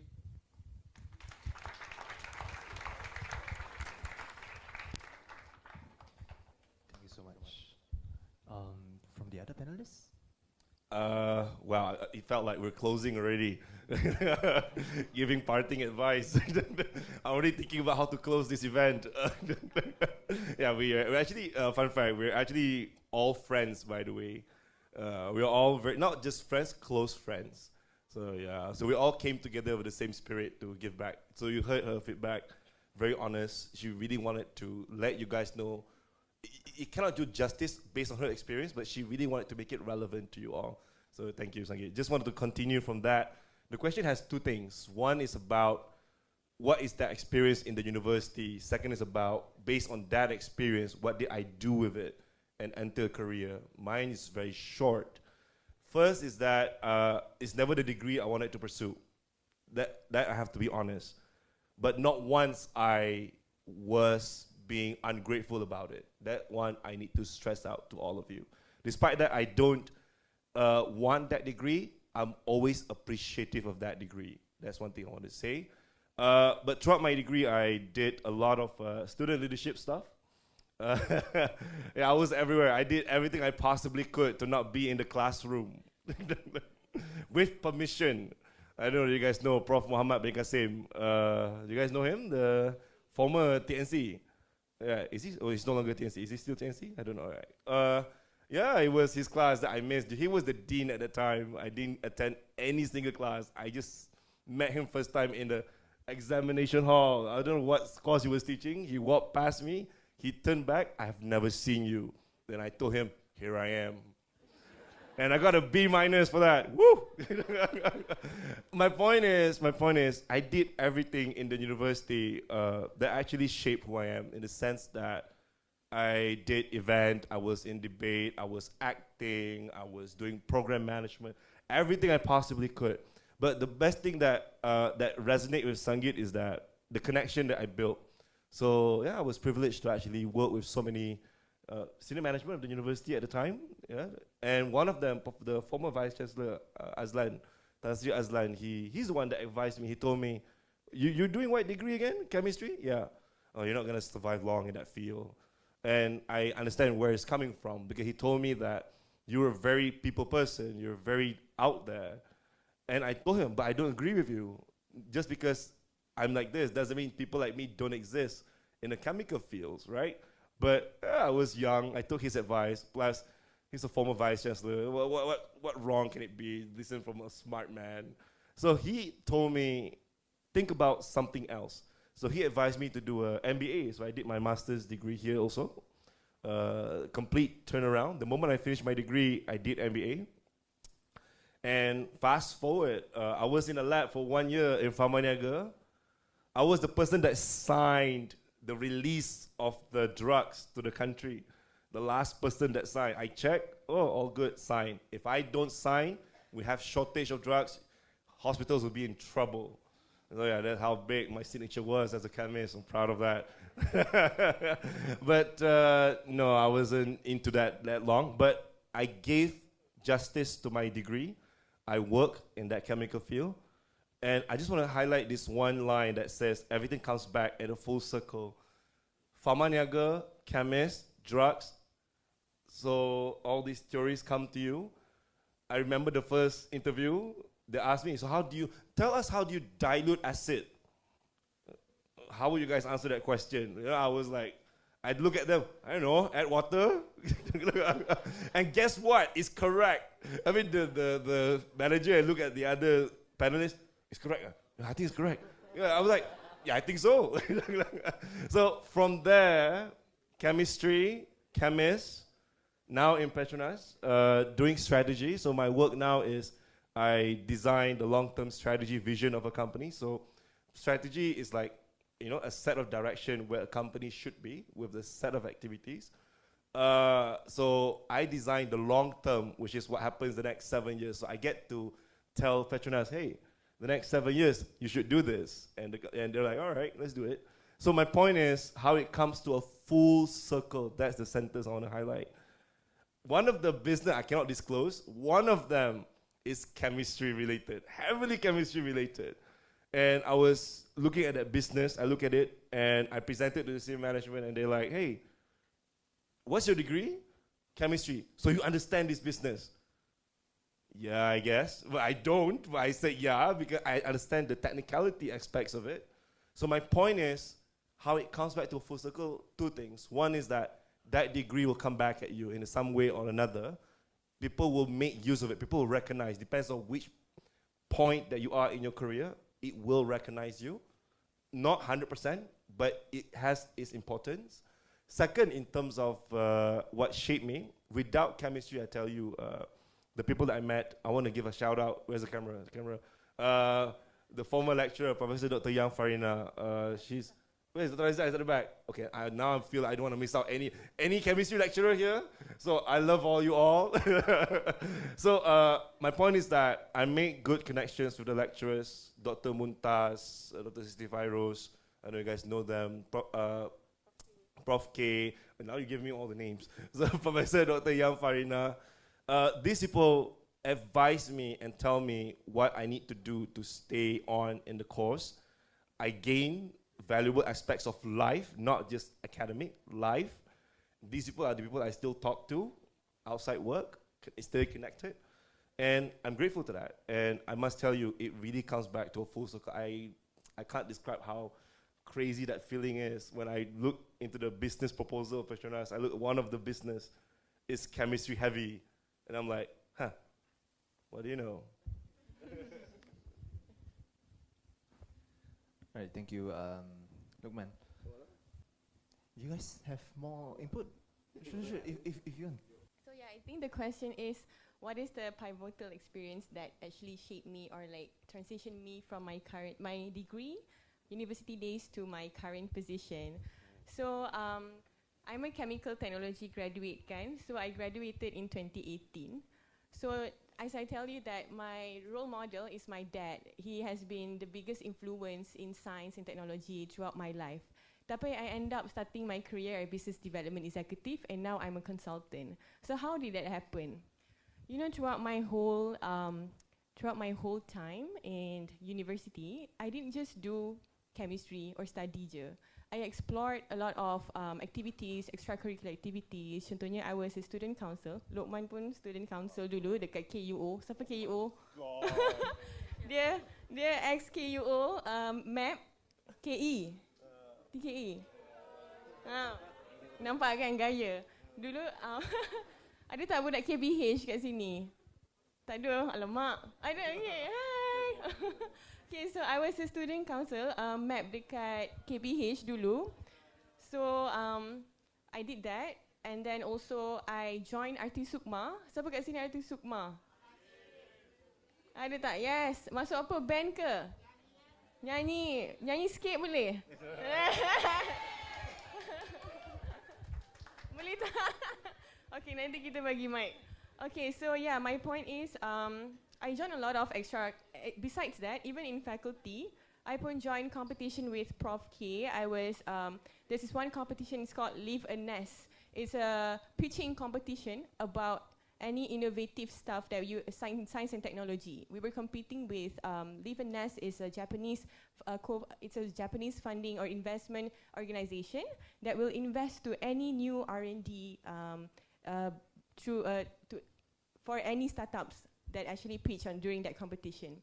So yeah, I think those explorations, selain daripada my course in chemical technology, had actually showcased and also showed me that there are a lot of strengths or areas of improvements that I need. And I feel like I'm much more prone into improving in that areas where those are people, stakeholder management skills, presentation skills, and other soft skills that I think are more important lah during that time. So after I graduated as a chemical technology graduate, I decided to pursue in that area because I feel like after exposing myself into the extracurricular activities, I feel like there is a benefit and also an importance of those skill sets. So that's why I pursue in business development executive in an oil and gas company. But 2 years prior to that, I decided to pursue chemist back again because I felt like it was a wasted degree that I have pretty much worked really hard on in chemical technology, and plus I still love doing research. So masa tu I transitioned balik from business development to chemist role. I tell you, it's really hard for me to get back into the industry when I left because I worked 2 years in non-technical. I nak masuk balik, I was thinking my degree was not valid anymore because it's already 2 years past my graduation. So how did I go back to chemistry? I'm going to tell you one thing that actually amazed me and it was so mind-blowing. During my 2 years, masa I jadi business development executive, I joined this one program. It's called Axiata Young CEO Development Program. It's actually, have you guys heard of ULDP and AYTP? Kan? It's a really good program actually. You know, when I went to the chemist interview, the first question they asked, can you please explain to me what's this AYTP, Young CEO Development Program, is all about? That was the only thing that they asked, they wanted to know, because essentially everyone can be a chemist. It's a technical, it's like a transferable, I would say it's an expertise skill set that can be shaped and can be learned. But one thing that I feel like it cannot be learned is those soft skills lah. So this program actually equips you with all those important master skills for you to become a young CEO. So that's what they were looking for. They were looking for someone who's hungry, who's agile. So my point is, sometimes you need to sharpen other skill sets than just your technical field in order for you to stand out and be sellable into the industry. So that's how I transitioned from being a chemical technology graduate. I jadi BD, non-technical, I go to technical, and then I go to non-technical back again. My soft skill helped me to go into where I am today. Wow. So yeah. Thank you so much. So, as we heard from Ms. Adiba, not just our technical skills, our soft skills are just as important, if not more important, right? And just like Ms. Sangeet said just now as well, we should just be confident. We just go do it, right? So, going into the next theme, right? I would like to ask our esteemed panelists here, getting into your work life, are there any reality checks that you, as a university student, and when you transition into your work life, right? Are there anything that makes you feel like, wow, this is not what it seemed, this is not what I expected it to be, the reality checks? I'm pretty sure everyone here also wants to know about this, right? Yeah. So, let me rephrase again my question. Reality checks that you faced after graduating and entering your career life. So maybe you can start with Adiba. Yes. Reality check, most probably, I think there are two factors yang affect I into the career that I want to pursue like over time. I'm going to tell you very frankly, transparently, I've been to 5 companies over the past 6 years. And I changed almost like ada yang 2 years, ada yang a few months, ada yang 2 years and then a few months. So the reality check, one of the things that I've learned throughout my career journey is actually, it depends on your situation sebenarnya. Two things, what kind of lifestyle do I want? And also, what kind of self-development or growth, personal growth that I want to improve, areas of improvement. Two things tu je. Sometimes within a few months, within a year, I dah macam, oh, I dah cukup belajar ke kat sini? Should I learn something else now? And I'm always the kind of person who's open to learn new things. But I rasa knowledge ni tak pernah basi. It's never a waste. In fact, walaupun I buat consulting now, we do different things. Maybe I learned dancing, I learned e-commerce, because I feel like all those bits and pieces, when you connect into one, it's essentially will be something big. I remember this one quote from Robert Greene. Dia cakap, the future belongs to those who learn more skills combined with creative ways. So masuk creative ways, bagi I macam, okay, I learn a lot of things. I learn how to learn the steps from dancing. I learn all this methodology from science. I learn the business skill sets, and I combine it together. I can come up with, I don't know, creative agency or something. So that is something that is valuable, that makes you unique. So reality check bagi I adalah dua benda lah. Pertama, what is the lifestyle that I want at that current moment, and second is what else do I want to improve in myself. I can also add on to Adiba's experience, which is, again, you also have to think about whether the work field that you're going in, whether is it your passion or not, and whether your work can be your passion or your passion is your work. So it comes back down to, again, everyone here is all adults, so we have to be real with ourselves, transparent. We need salary to sustain our lives. If we are fighting for your salary every day just to have a decent life, to be able to put a roof over your head, to put food on the table, how are you going to pursue your passion? So for me, I graduated as a microbiologist, but I did not once work as a microbiologist. I realized that I'm not sure the current market trend right now, but back then in my days, not very long lah, but yeah, the pay was about 1,008 to 2,000 basic. So it was too little. I'm not local here, so I have to rent a house. I have to put food on the table for myself. So these are all expenses, these are costs. That's where I made a change to go into sales. Because I'm also the kind that I like to interact with people. I do not like to just sit in a lab where it's always routine work. Microbiology is always routine work. MLT, that's what they call it.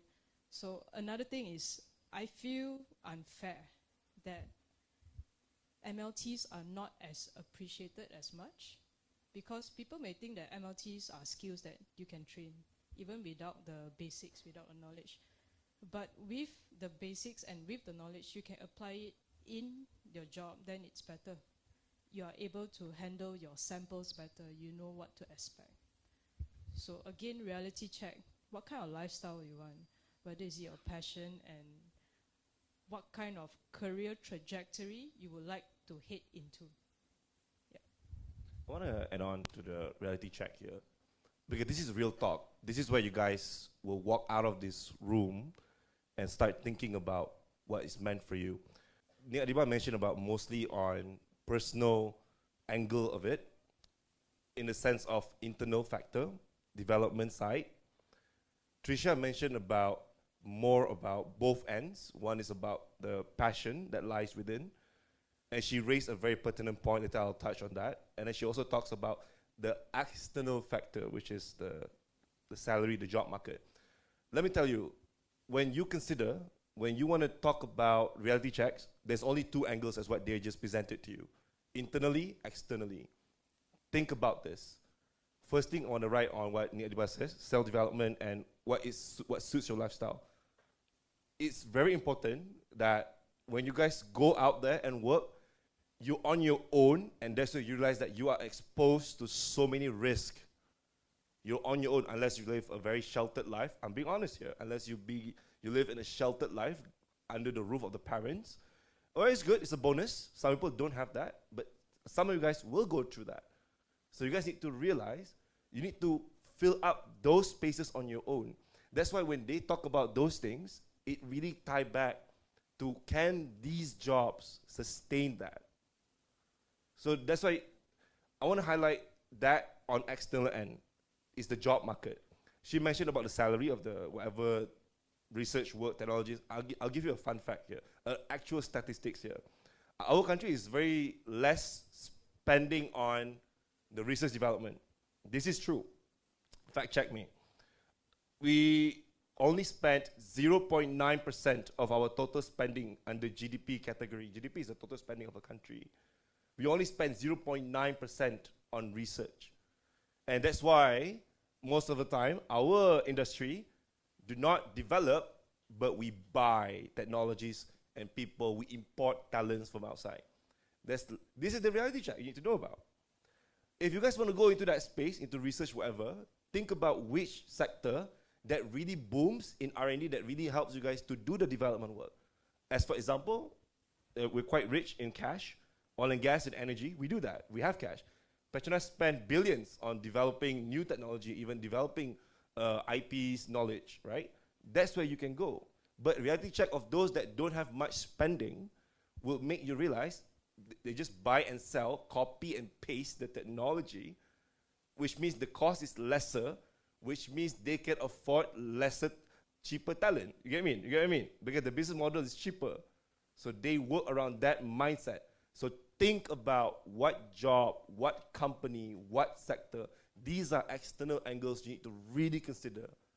Because or else you can't even put your food on the table if you chose a job that doesn't give you the satisfaction in terms of money. Be realistic. Now I'm going to talk about passion internally.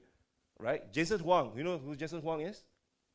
NVIDIA, the NVIDIA president, the founder, co-founder in fact. He said very clearly, I work, but my job is not exactly what makes me happy. It's my passion, but it doesn't make me happy. You think about this. Not all jobs are supposed to make you happy.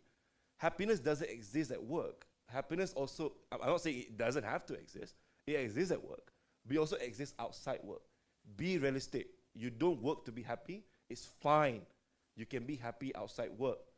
And he worked so hard, and that's how NVIDIA became one of the biggest companies in the world now. Very huge company in the world. So think about this. So I just want to put all these factors all together. 3 things people always consider in terms of reality check. Salary. Salary is not just based on a position. Again, back to the sector you want to go in. In Malaysia, 86% of the sectors are governed by manufacturing and services.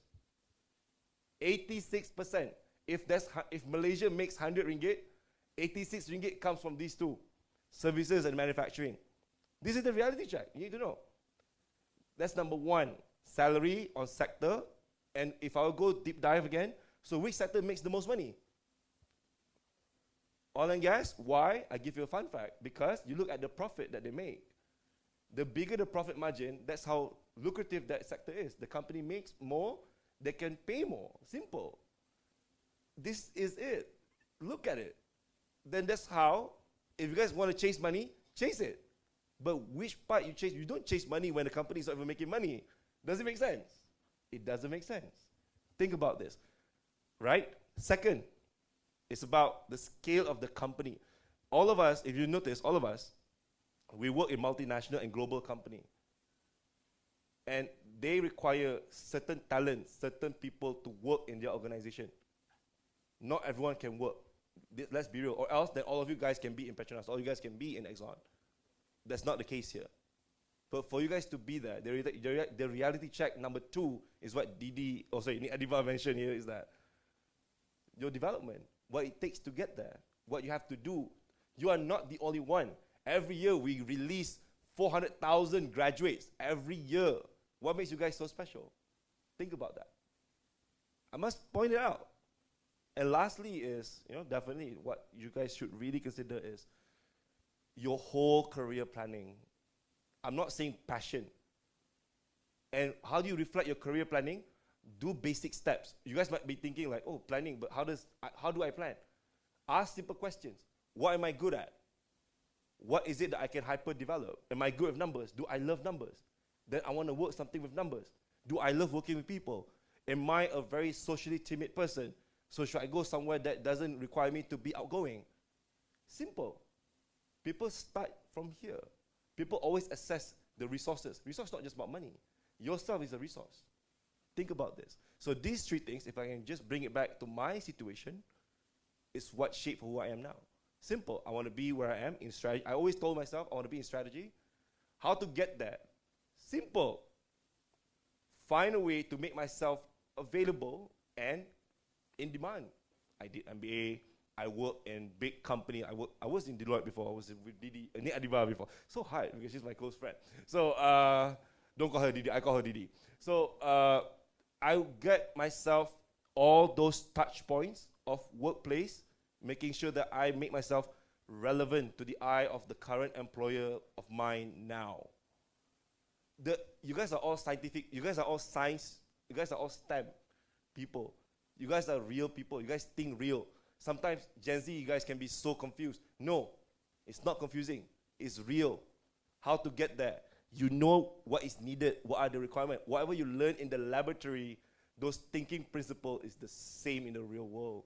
What is it that you want? What can you hypothesize to get there? Hypothesize is where your hypothesis is what you have to deduce to get there. I need these things. To confirm it, I walk through the procedure.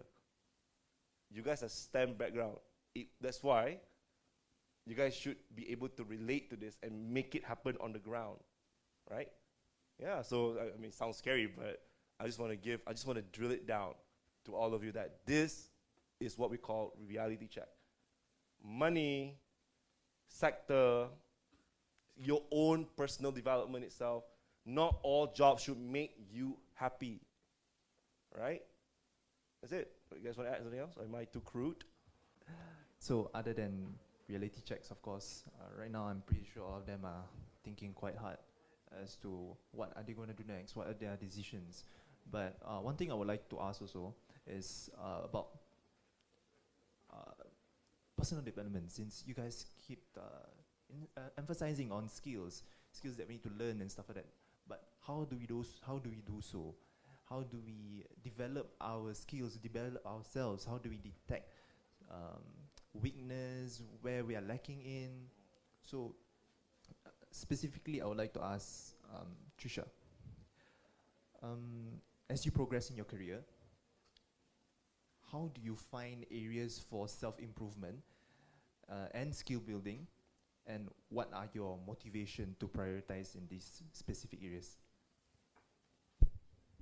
Okay, basically this theme is also another is expanding towards what we discussed just now. Okay, so basically whatever Luqman said sounds very scary, sounds very morbid. I know we've all been there.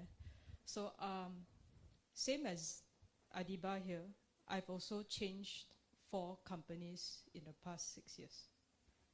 Okay, people older might think that that's not good. You're not stable, you're changing. But honestly, to answer Nick's answer, my motivation is the kind of lifestyle I want. So it comes back down to money. Okay? I don't want you to think that everything revolves around money. No, it does not. So how do I identify the gap? So early in my days in my career, I started off as a sales rep. So just a little insight to what a medical rep does is we go to hospitals. So I'm under medical devices. I'm not in the pharmaceuticals. I'm not under life science. So life science is all the lab equipments that you're using in the labs. No, I'm selling devices to hospitals such as the equipment such as the CT scans, those MRI machines, all right? So that's the scope that I'm in. Anyway, back to it. So early in the days, you need technical skills in your product to be able to talk to your customers. So if you do not have any product knowledge, you cannot connect with them. You're not going to be on the same language. You won't be speaking the same language. So that's where, from your own company's training, you picked up on a product knowledge. And once you go out more, so my job nature, I will be in contact with all kinds of people from all age groups and from very different mindsets. So you have to be able to be adaptable, malleable, to be able to talk to these people. Because like for me, I will have to talk to doctors who are like 60s, 50s, or even the young doctors, 30s. So they may know your product, they may not know your product. You need to be able to adapt and be agile on how you want to connect with them. So people who think sales is all about selling the product, no. I will be honest that sales is about connection. How you connect to the other person, whether is it authentic, whether do you really try to understand where they come from, their pain points, their concerns. So this is where you will have to go to do a lot of self-reflections, introspections, whether whatever you're doing right now, is it enough for you to move up? Like for me, I want to move up the ladder. So doing your job has become a bare minimum already. So that's why I also took MBA in UKM. So I'm graduating next Monday actually. So from there on, you can mix both the technical skills and also the business side of a company. Comes back down, every company is always business. It's all about business. Every company wants to make profit. When they make profit, you get your salary. When they don't make profit, you don't get salary. Simple as that, like what Luqman mentioned. If you want to chase money, go for the company that is also making money. So self-development, I realized that if I want to move up the ladder, that's where I have to be. So I took out MBA. But it's not necessarily that you have to take MBA to move up the ladder.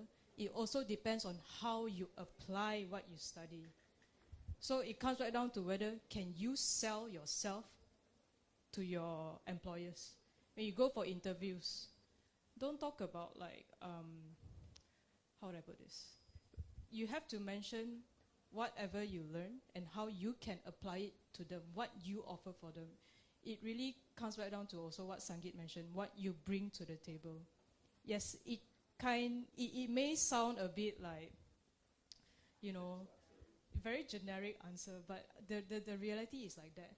People will not employ you if you cannot add value to them. You need to be able to add value. So like I'm in sales right now, but since I'm also having the technical knowledge of my product, I can also add in the business side. I can provide a win-win situation for both my customers and my company. So that's where you need to be able to have time to self-reflect and think about whether this is it. So that's why I changed so many companies, because I was in a company for about 4 years. And I realized, I'm stagnant there already. There's no way for me to move up anymore. So I changed. When I changed to another company, I also realized this is not the kind of company I want to be in. So just go for it. Be confident, look for something and somewhere that you think you can grow. But of course, if you have a mentor at work, if your manager is your mentor, then you are very lucky. Not everyone can have that opportunity. So find someone, or it doesn't have to be at work. If you have friends who are older, your uncles, your aunties, your cousins who are older, if they can be your mentor, then it's good. Yeah, that's for my side. I think mine is very quick. Skills, right? It's about what you need to stay relevant. What was it? The question is about to get self-development, to get to where you are, right? Yeah, how do you identify? Okay, there are 3 ways here. Sorry, 3 steps. First, identifying it. Second is thinking about it, reflecting on it, like planning it. Third is actually doing it and observing the result, right? So identifying it. First thing first, be honest. Put on a simple spreadsheet. Make a simple spreadsheet on a white piece of paper. What I'm good at, what I'm bad at, what I like, what I don't like. Simple. Don't even do a Venn diagram. Oh, this is where the linkage. No. That's why you end up not being happy at all in your life. Simple. And then you look at what you like and what you're good at. These two becomes opportunity. And then you assess. I told you, reflect back what company that makes you feel proud of working, right? Think about this. I have what I like. I'm good at this. Now it's time to try to match this to which company I'm proud of working. Just show some hands. Who wants to work in ExxonMobil one day? Like, just show some hands. It's the biggest exploration and production company in the world. Who wants to work? I'm not promoting Exxon, Petronas, I love you. By the way, who wants to work in Exxon? Show some hands. Now, you have a reason why you want to be there. It's not just the image of the company alone. You see Sangeet here? You want to feel proud having her as your colleague, as your coach at workplace. If you guys are lucky enough. You guys get where I'm coming from. So those are the things that make you realize, I want to be here. Not because the company is massive, that's given, but the company has the kind of people I'm proud to work alongside with, right? Though you map these two things together, the company and the sector is growing, you map, and then you realize what role based on the company, now the company is doing this, I'm good at this, what exactly the role that is somewhat close to what I can do, what I want to do. You guys are not at the stage to say what you can do. You guys are at the stage where what you want to do. You guys are not at the stage you guys can prove what you can do. You have nothing to prove. Nothing. Tell me about your experience. I went to kiosk every Friday. I filing a report. I danced. What can you say? You get what I mean? I'm being real. What can you prove? So people like us, in our current organization, our organization knows, if you were to start at the very junior level, they know it's all about building trust. Can I trust this person to work with me? What does that mean? You heard all our answers. It's all about interpersonal things, what we are as a person. Think about this, right? So what you want to develop, I know core ability is important. You can never run away from the personality of it, the aspects of you being sellable as a person. You reflect, you see all the top companies in the world, have a look at the CEOs, look at how they speak, look at how they carry themselves, look at the image. That's what it takes. That's what it takes. That is the persona of the company, simple as that. So my point is, if you want to be joining that company, look at the people that make up the organization. So that is who I should somehow personify. I'm not saying be, I say personify. Meaning it's some form of your own, not facade. Facade is a big word. Yeah, something that you front with. Not a facade, but the idea of The where you want ideal. to be. Yeah. So this is how you do it. My case in point, MBA is a stepping point, as you mentioned. It's a stepping point. If I can be very crude, I don't even apply even like whatever percentage of MBA now. Then I realize it's all about experience that I've gathered, and it's all about the knowledge I've mastered, and what enabled these two things, the people I work with, the connections I'm surrounded with. Yeah. I think Didi should add in onto this, because it's how she get where she is. How do I pretty much find my areas of improvement and how do I navigate it lah?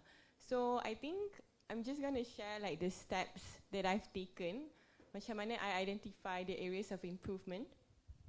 First, I will do a reality check and cross-check dengan my superiors about my performance, where I'm at, especially at a place, especially myself yang selalu tukar kerja, I have to be able to be adaptable at all times.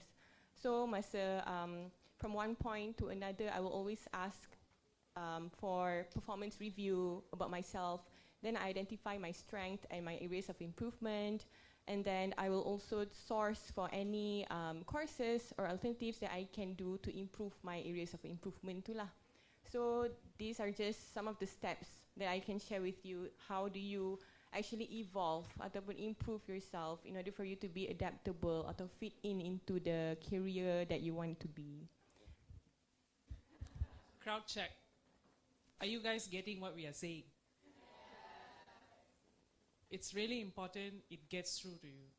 You might think we are contradicting at some point because I said, like I said in the beginning, go for it, just try no matter what the salary is. Early career days are going to be very struggling. Trish said what mattered most to her is what she wanted, so she pivoted. So you understand the difference, right? She knows what she wants. As of me, I want to try before I decide. These are the difference. So you need to be able to know what you want. It's okay not to know what you are good at. It's okay. But you can start with what you are not good at. That's a way to start. What am I not good at? I suck at this, man. Damn it. If I do this, means gone my career.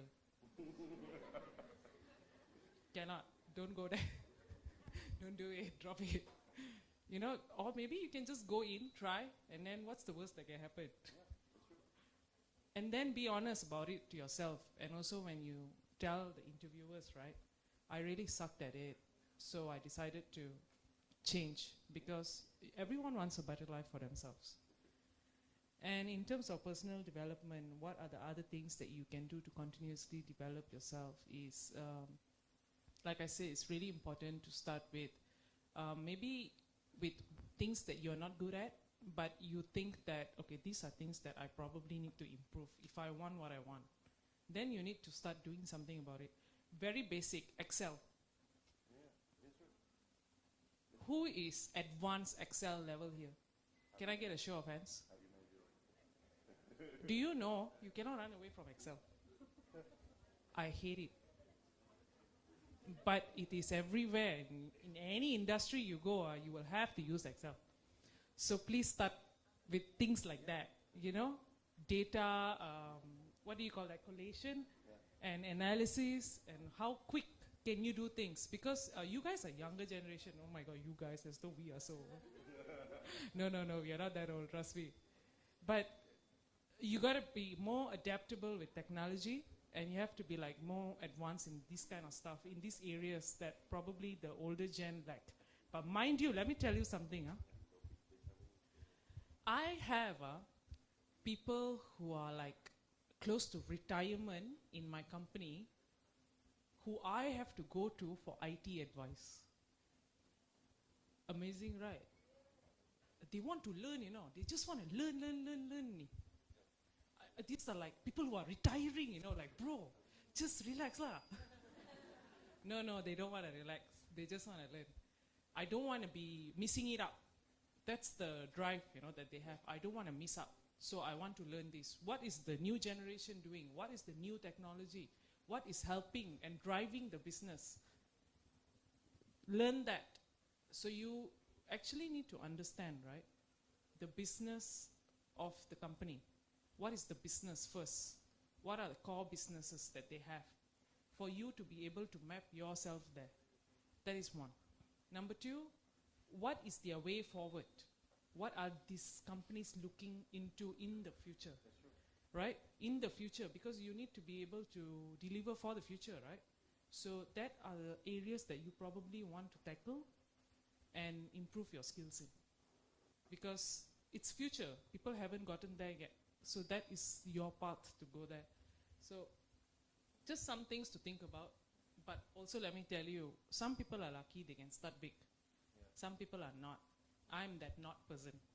I did not start big. But it's okay to start small. Gain your experience. When you feel like, alamak, I need to move already. Move. And you know, COVID happened, you know, during our working career days. Oh, that was bad, man. Right? We were all hit really bad by COVID, you know. I was hit really bad by COVID. I had like 1,000 for a month for salary.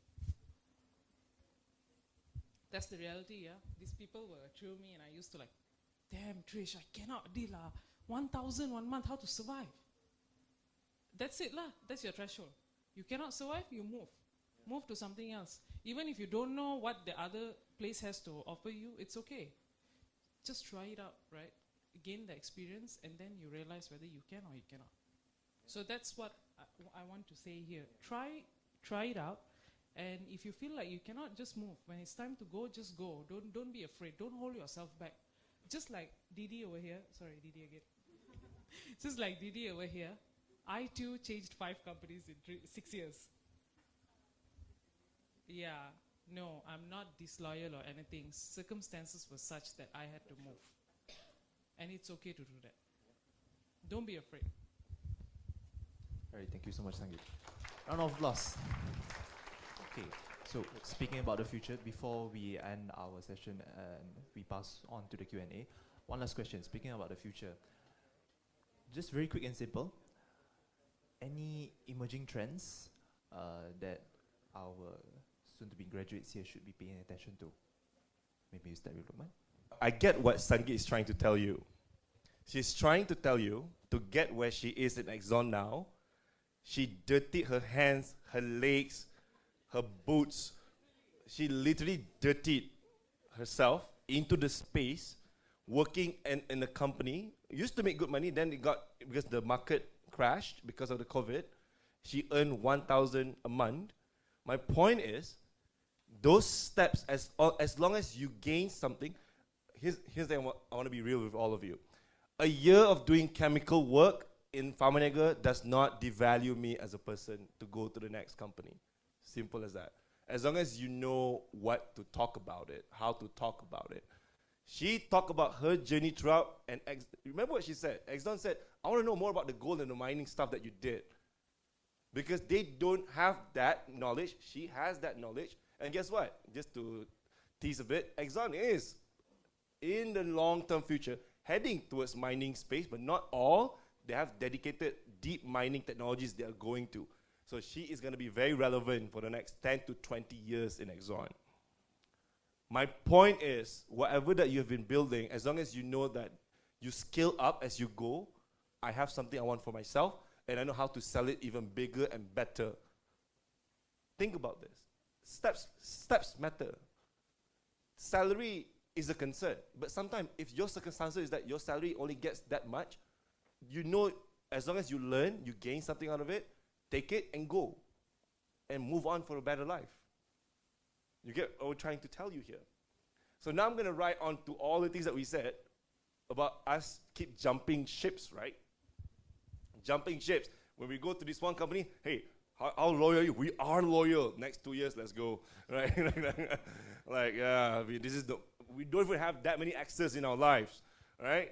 So anyway, my point is, this is a normal trend. Have you guys heard of Great Resignation? Who here, show some hand, who here has heard of Great Resignation? All right. Great Resignation is a period that they just call it great because there's a big percentage of people leaving their workplace because of the 5 R's to relocate, because of they want to contemplate their relocation. So all these R's, I can't remember all 5. They consider their life choices because they feel like job is not everything. They leave for the sake of that, even without job security. This is only observed in the US, but globally, it's a normal thing. Even without this great resignation, because of COVID, before COVID, maybe 1%, 2% people leaving throughout. Because of COVID, 4%. That's why they call it great. But it's been happening. People always jump and move because of 2 things. When you're a junior executive, you come in, you're expected to master, to be good at that work within 6 months to a year, and you start doing good and becoming better at it, and then you start to climb. We don't have to stay that long. I was a chemist. How much can I do in a year? It's the same process, same procedure. It's about doing bigger role, managing team. So you get what I mean? When you jump because you want something bigger, when you want something bigger, they have to pay you higher. You get it? This is the normalcy of the movement, the trends of the people's movement in industry, right? There are people who can move within a company because the company is massive, like Petronas, Exxon. We're so huge. We're so huge. We have 60 to 70,000 people in our company. We can always move to many, many departments and grow and learn here, learn there. That works also. You get this? So the first trend I want you guys to be aware of is the movement of talent. People move because of salary. Because of salary, because of life choices, market circumstances. She was paid 1,000 because, you know, mining, I'll just give you a hardcore fact about mining, example. It's a very regulated space by the states. It's not even like by the country can just come in. We don't even have a proper ecosystem to run the mining industry at the time. It's by the states. How do I know all this? Because I read and I learned. Knowledge is power, right? Back to her case, because of that, the company has to make that decision. We can't pay you. So everyone else cannot afford, then it becomes a benchmark. if you don't want to get stuck in that, move out, go to a higher benchmark. You get what I mean? So that is why people move. They move because they have families, life circumstances, salary, life options, passion, quote unquote. Passion is a very subjective thing. Second trend that you guys should be very concerned of, that you guys should know about based on your fields, is the R&D spending of our sector of local company. We are considered as generic space. We are not innovator space. I'm talking about universally. Certain area like electrical electronics, we're quite up ahead in the world. We are massively spending in that space. That's why we have massive R&D capacity there to build our own technologies and sell it to the other side of the world. Be aware of all these sectors. Look into the growth rate of this sector. Look into this investment decision of the country. You guys can read this, it's available. You guys don't have to really understand the technical aspects of the news, but it's simple common sense. Hey, this sector makes the most. You guys can relate. Oh, it means there's a lot of jobs, a lot of companies there. Oh, this sector is growing. Oh, what does that mean? Right?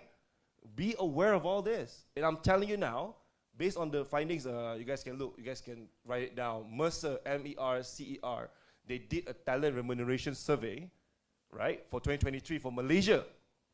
The biggest jump, 3 sectors, correct me if I'm wrong. Oil and gas and energy. Second is high tech.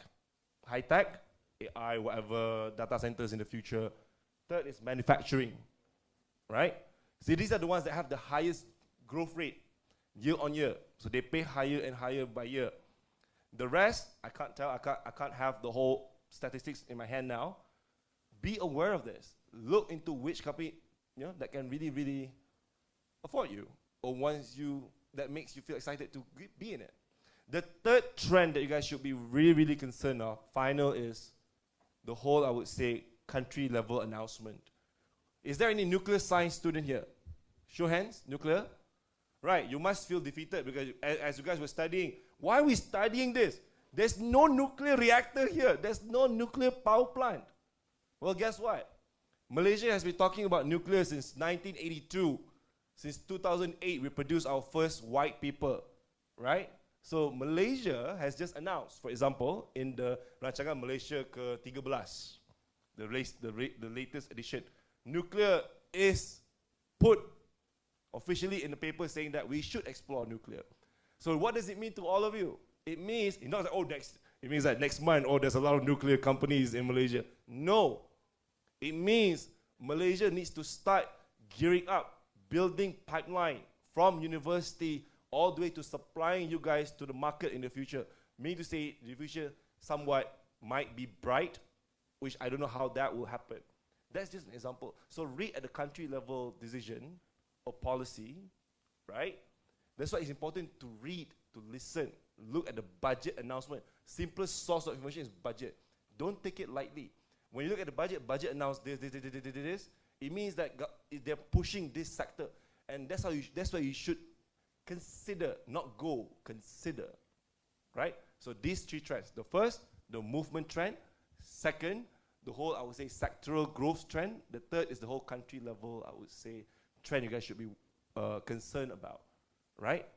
So I think I want to wrap up the trend part by telling all of you, this knowledge, if you guys can bring it to the company, they say, hey, why do you want to join Petronas? You can't just say, oh, I like the Twin Towers, oh, nice. No, you don't even have to tell Petronas, oh, I want to join Petronas because it's the biggest company in Malaysia. That's not enough. They know they're the biggest. But what makes this knowledge of a trend is sexy, I just tried to show that you can actually make this knowledge purposeful. By telling Petronas, hey, I want to join your company because Petronas is very relevant to the country. You develop the country. You guys are the custodian. You say all this knowledge that you acquire. Knowledge is power. It is. All right. So you guys want to add up your trends? I mean, I just scattered these trends. You guys want to add up to your specific industry? All right, I guess it's more on getting them to ask us now. Right. Thanks. Thank you so much, Lukman. So right now we'll be moving towards the Q&A session. I think a lot of you have questions to ask.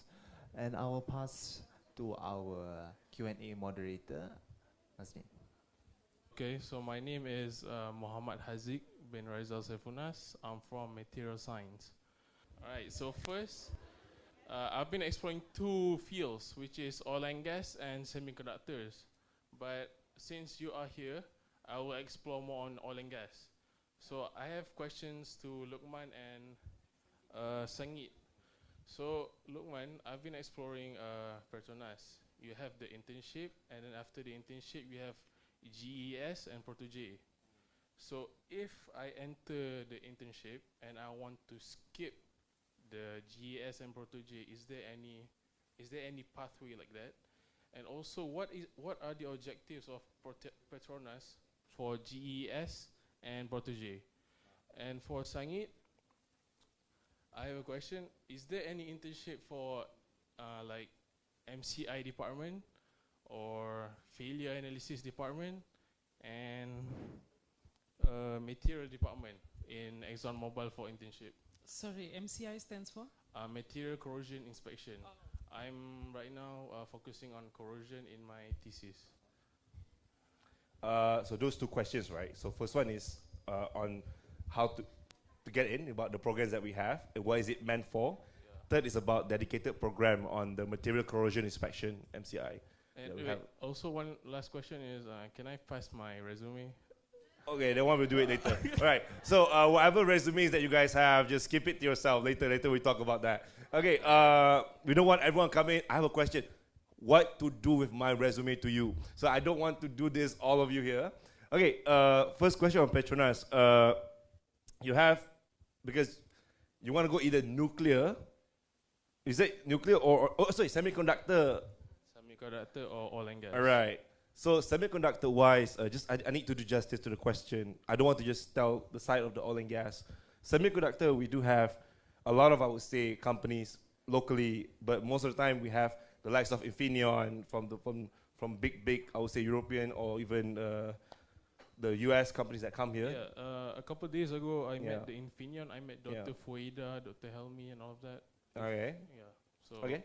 So my point is that less, I would say, capability being proven by local yet, but we always partner with all these big companies. So I want to show you the differentiator here. We have Petronas here, who is the custodian, the biggest, and also we built the oil and gas ecosystem, which we have so many oil and gas derivatives and companies that make up the ecosystem, all the way from upstream to downstream. So my point is, option-wise, is more in this space, because Malaysia, although semicon is like one of the biggest, I would say, exporters-wise, but if you look at the, I would say, how established, how deep in terms of the readiness of the space, I would tell you, you should think more of the oil and gas. That's why you should consider oil and gas.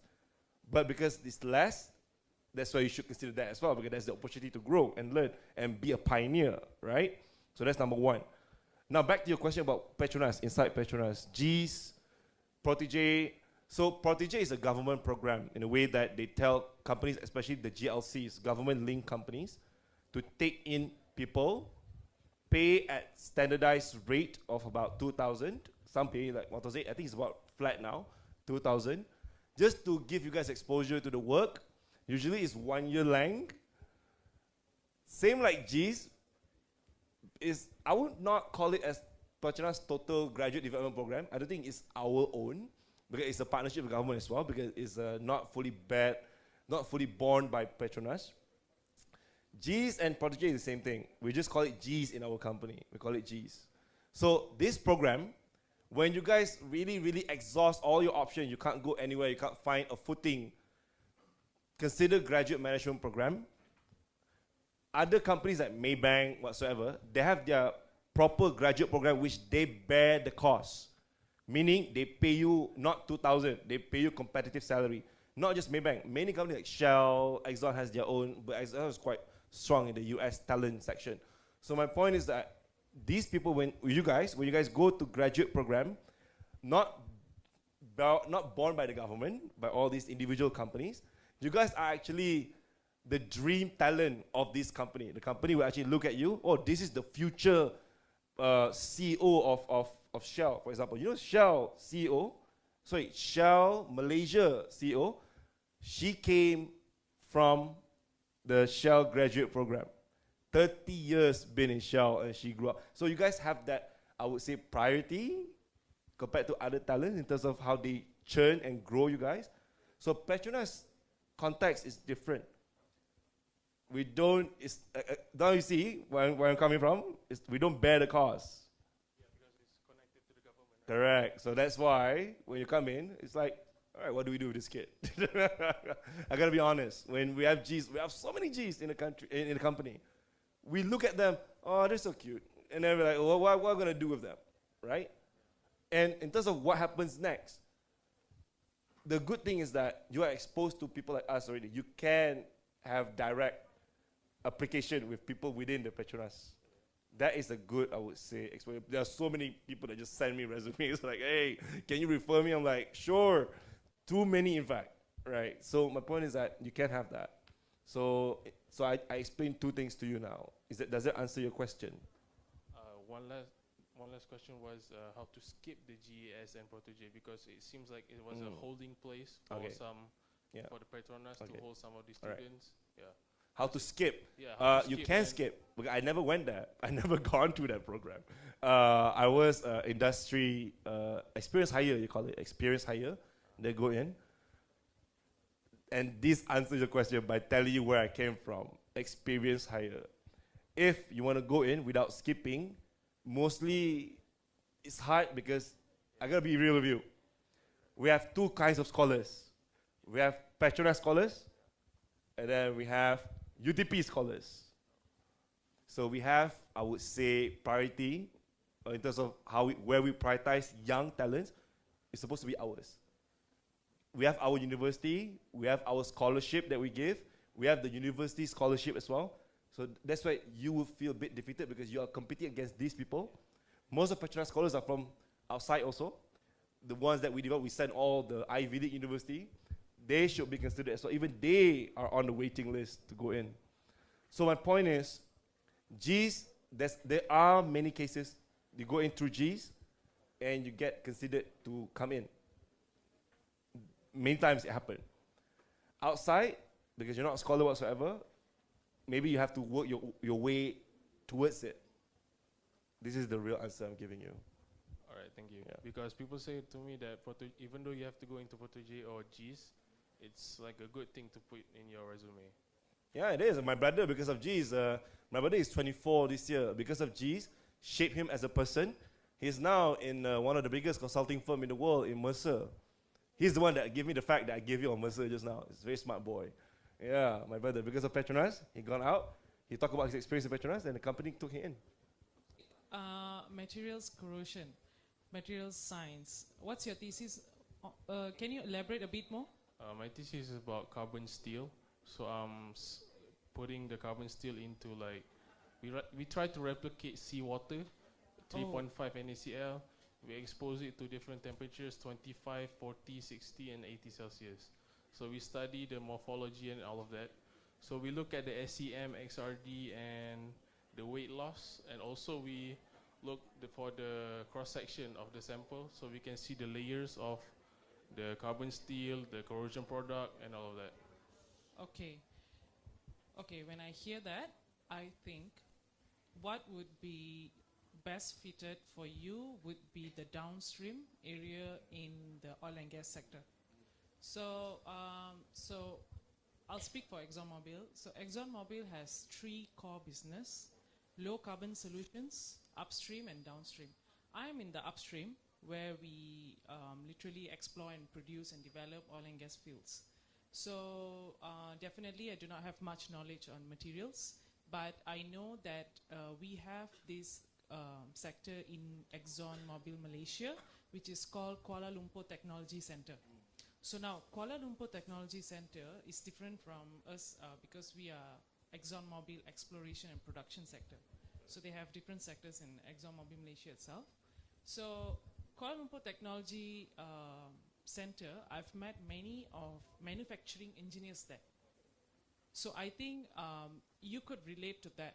They also are from different backgrounds. They don't necessarily are from like manufacturing background. They also come from like material science background. I know one because who's joined. for Petronas, it's easy for me to see the pathway like internship, GES, and all that. But for ExxonMobil, I've been scurrying around LinkedIn, and I tried to connect with like senior engineers and all of that. It's kind of hard to get a reply, so I'm taking this opportunity to ask about the internship in ExxonMobil. I understand. So what I'm saying is, so you should explore for internship in KLTC, Kuala Lumpur Technology Center, because I think that would be the most relevant for you to apply your knowledge on. Because moving forward in Kuala Lumpur Technology Center, for you, I think what we are looking at is as an engineer. As an engineer, so you are going to look at an engineering career from your materials background. So that will be the best suited for you. And yes, they do have internship opportunities. They do not have like Gs and all. It's just purely internship, and it's very role based. It's very specific to roles. So they will mention the roles, you know, like manufacturing engineers, or they are looking for geoscientists. Sometimes it's a bit broad, which they'll mention engineers, operations and technology, internship for this bucket. So just put in your application, but let me tell you, when you put in your application, okay, invest in yourself. So when I say invest in yourself is, go for resume classes. If you need resume writing classes, go for it, because the first pass is the ATS, is it? It's called ATS. The system is ATS. All right, so you got to get through that first for your resume to reach the HR. So let me tell you, the process is this. It has to go through the ATS first thing. Second, it has to go to the HR's hand. And then they are going to give it to the technical team to decide, okay, who I want to interview. So probably they will filter from thousands of resumes down to like probably 20 resumes only. So the resume that comes to the supervisor's table are only like 20 from the HR team. So, which is why sometimes even if you pass your resume to us, it might not really, you're already skipping the step. So, they are very process oriented, you know, these companies, and integrity is our core value. So, we really have to go through these processes. So, that's why I think I think everyone needs to understand that. So, these are the internship opportunities for you. Did I answer your question, Haziq? All right, thank you. So KLTC? Yes, you should explore that.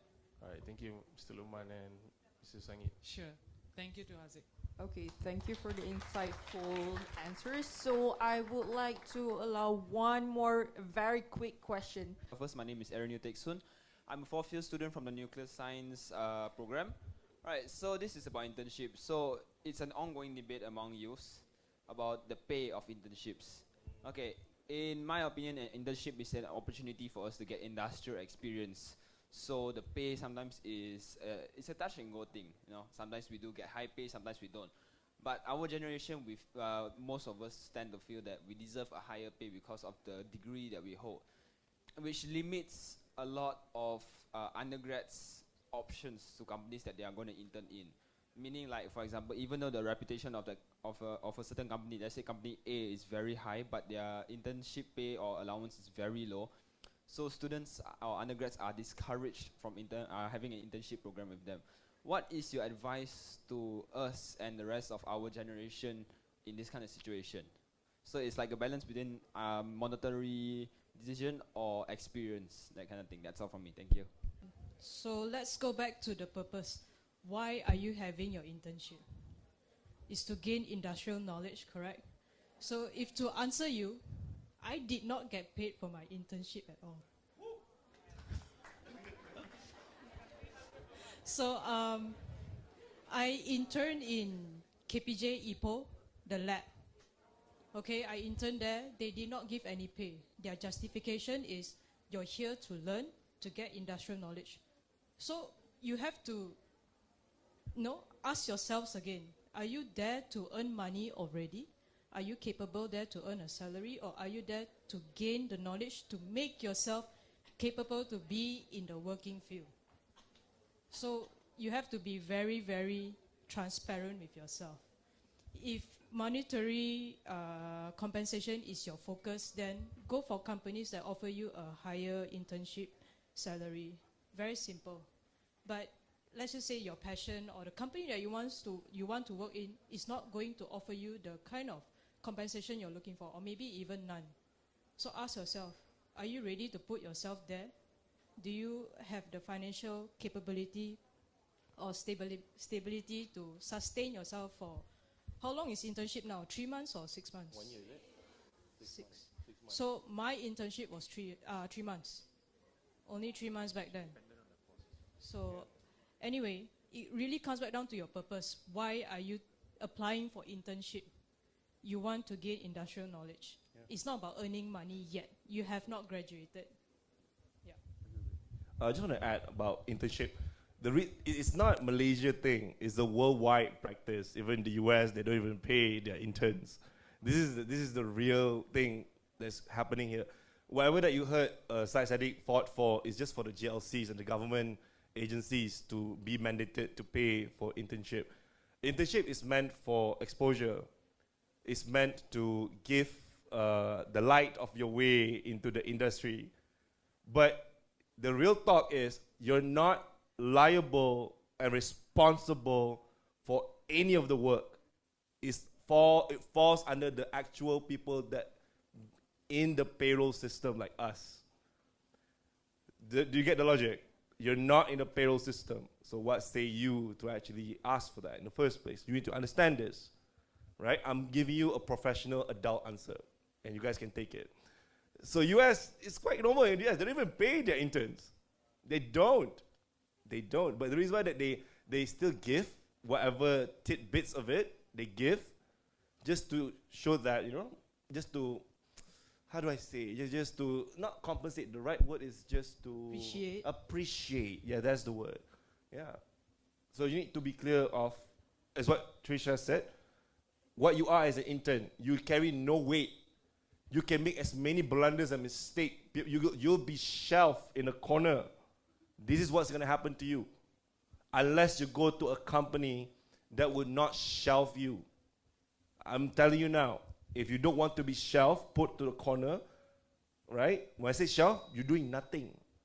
Find a company that is already productive, company that will always give you things to do and learn. And mostly these companies that give you these things to do and to learn are the companies that will give you this incentive, this allowances, we call it. Simple logic here. I think we should take one more question. I think can we get at least a girl to ask a question? Yeah, too bad we're out of time, so we're gonna have to wrap. One more, please. One more. Yeah, one more. I'm Come on. gonna have to ask. Is it? Please. I'm a geology student. My name is Afifa. So I want to ask you about your humble beginning. If I didn't misheard, you start from JMG? That's right. Oh, okay. You went from JMG to a small company. Do you know GMT Group? Yeah. It's in Bangi also. It's an engineering geology based, multidisciplinary actually. That's where I went to after GMG. So my question is, do you recommend fresh graduate or intern to start from small company or big company based on like if I want experience more than salary? Because nowadays big companies need someone from like 1 to 3 experience to enter their company. So for me, as fresh grad, I need to gather the experience first. So would you recommend us to stick from small company or big company first? Is that all? From your point of view. Okay. So I'll go ahead and answer you, Afifa. All right, thank you. So what happened is, actually it doesn't matter. You know why? Because even though I started from humble beginning, I have my humble beginnings, I still, when I joined ExxonMobil is a giant, right? I still did not have so much of experience to bring, I joined, actually they call me inexperienced hire, which means you have prior experience, but it's not relevant to the industry.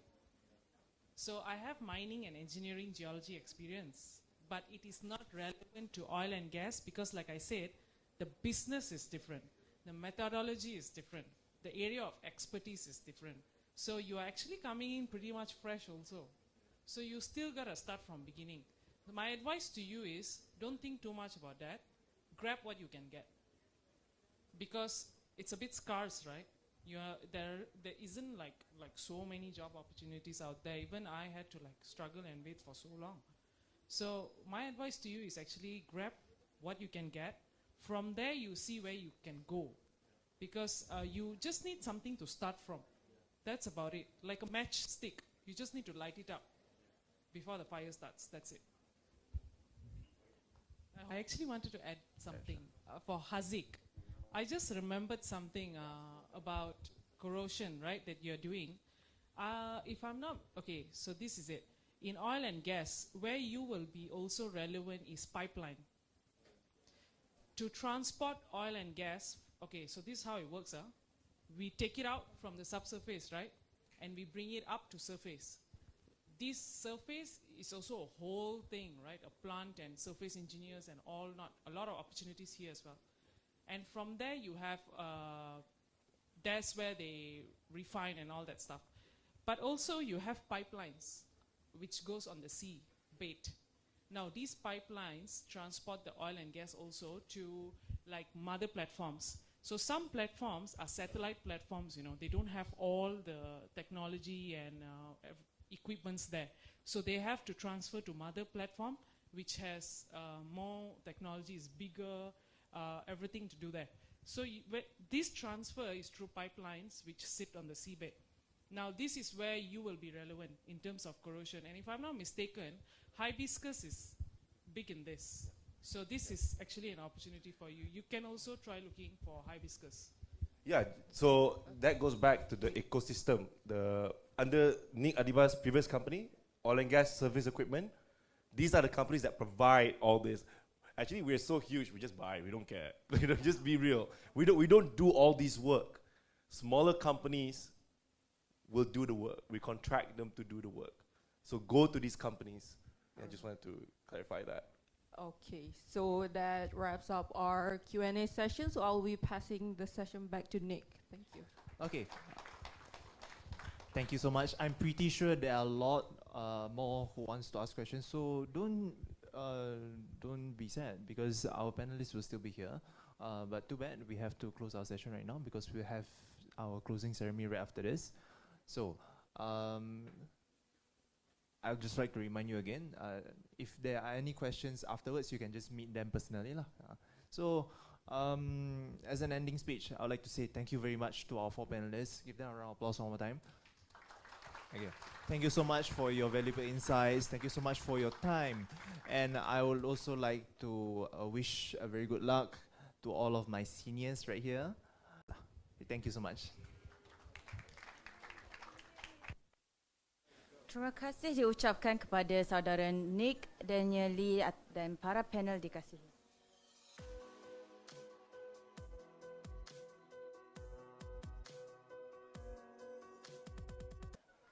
Mengumumkan ketibaan yang berbahagia Profesor Kemis Dr. Ishak Ahmad, Dekan Fakulti Sains dan Teknologi UKM, diiringi oleh Div-Div Kehormat Pengurusan Fakulti Sains dan Teknologi serta ketua-ketua jawatan kuasa Majlis Sambutan. Hadirin mohon berdiri.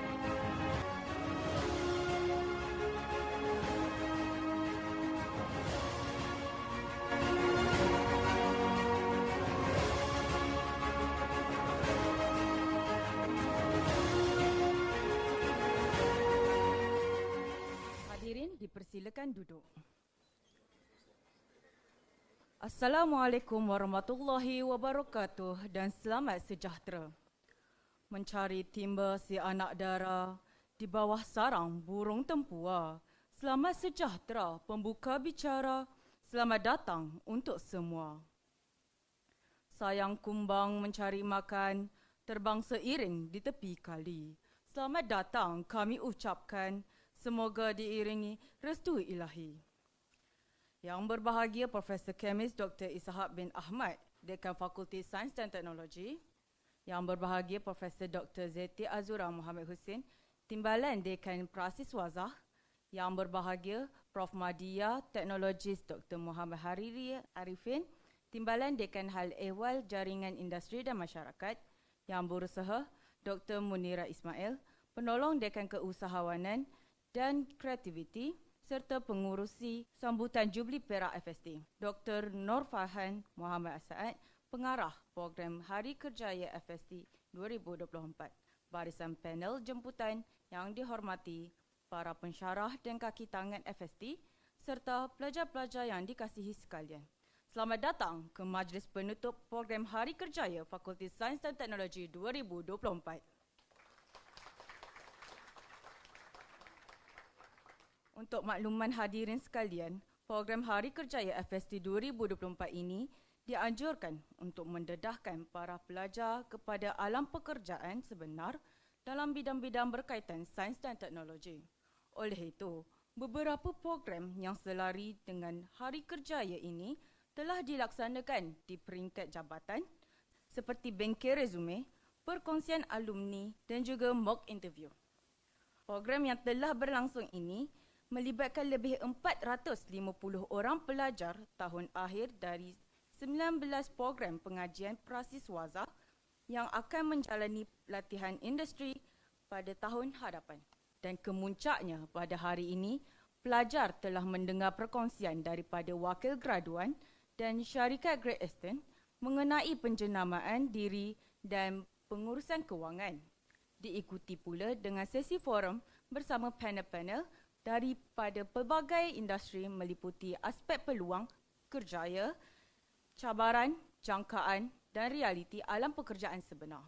Semoga program-program seperti ini dapat diteruskan agar hubungan antara industri dan FST UKM dapat dieratkan lagi dalam misi meningkatkan kebolehpasaran graduan. Sebagai tanda penghargaan, saya menjemput yang berbahagia Profesor Kemis Dr. Ishak bin Ahmad, Dekan Fakulti Sains dan Teknologi, diiringi Dr. Nur Farhan Muhammad Asad untuk menyampaikan cenderamata kepada barisan panel. Dipersilakan. Majlis menjemput Dr. Wardah Mustafa Din dari UKM Career.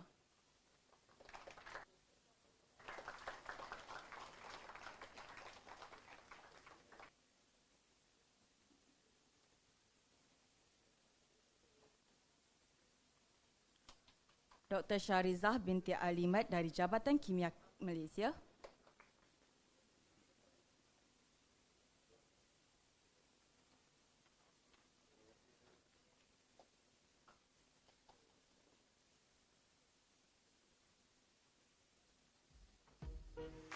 Encik Muhammad Luqman Abdul Rauf dari Petronas.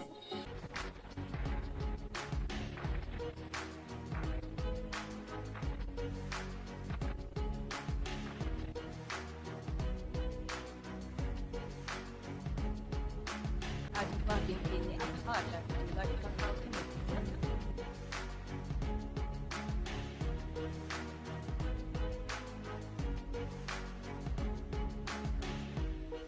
Cik Tusia Ong dari Terumo Malaysia.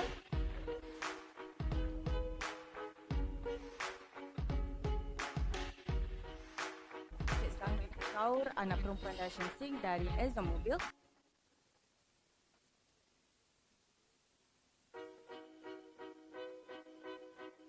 Encik Muhammad Hafiz bin Rahim dari Kumpulan Wang Simpanan Pertukaran.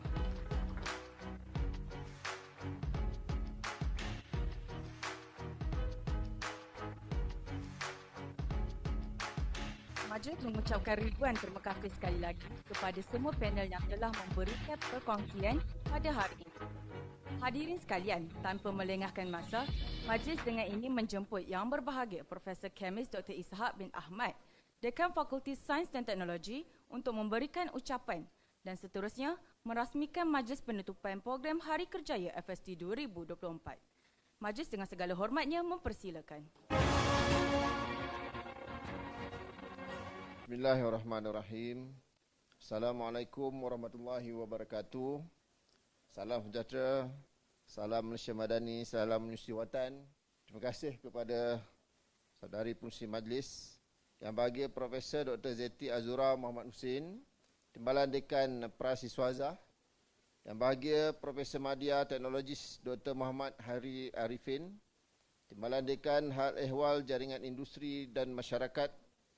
Yang Busa Dr. Munira Ismail, Penolong Dekan Keusahawanan dan Kreativiti dan Pengurusi Sambutan Jubli Perak FST. Yang Busa Dr. Nur Farhan Muhammad Asad, Pengarah Program Hari Kerjaya FST UKM 2024, panel-panel industri, wakil-wakil industri, para alumni yang dikasihi, para pensyarah dan kaki tangan FST, ahli jawatan kuasa pelaksana program, para jemputan, para pelajar dan hadirin hadirat yang dihormati sekalian.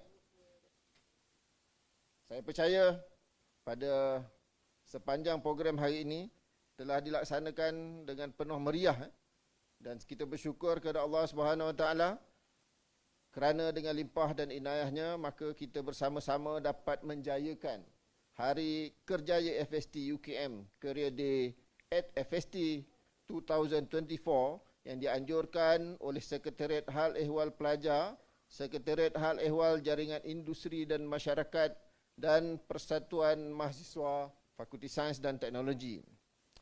Untuk makluman div-div jemputan yang dihormati dan saudara-saudari sekalian, FST sedang mengadakan sambutan Jubli Perak FST di mana tahun 2024 merupakan tahun ke-25 penubuhan Fakulti Sains dan Teknologi.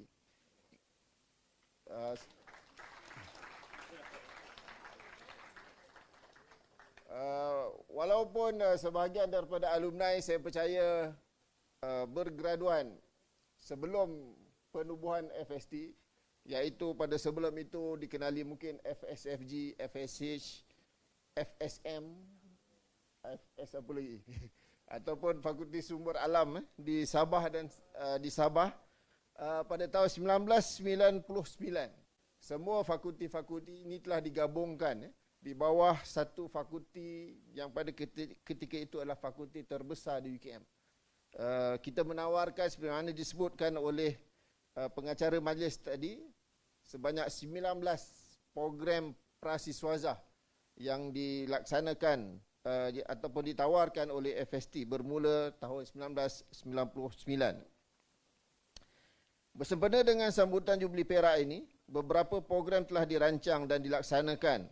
Pada hari ini sahaja 3 program, iaitu larian Jubli Perak FST. Kalau siapa yang join lah. Pagi tadi kita bermula sejak pukul 7 pagi, larian sejauh 10 km dan yang paling dekat 2 km. Jadi maksudnya yang tak boleh pergi 10 tu pergi 2 km sajalah. Dan Hari Kerjaya dan Hari Keusahawanan. Jadi 3 dalam 1 telah berjaya kita laksanakan dalam satu program besar-besaran dengan meriahnya pada hari ini. Saya ingin mengucapkan ribuan terima kasih kepada jawatan kuasa sambutan Jubli Perak FST, terutama tenaga kerja yang menjayakan ketiga-tiga program pada hari ini. Saya juga ingin mengucapkan ribuan terima kasih kepada semua jabatan di FST yang melaksanakan program seperti ceramah Hari Kerjaya, bengkel, resume dan mock interview sepanjang tahun ini. Kejayaan penganjuran program-program ini tidak akan berjaya tanpa kerjasama para penaja dan agensi swasta seperti Great Eastern, Graduan, Santan dan pelbagai lagi penaja yang terlibat dalam menjayakan program ini. Tahniah diucapkan kepada semua.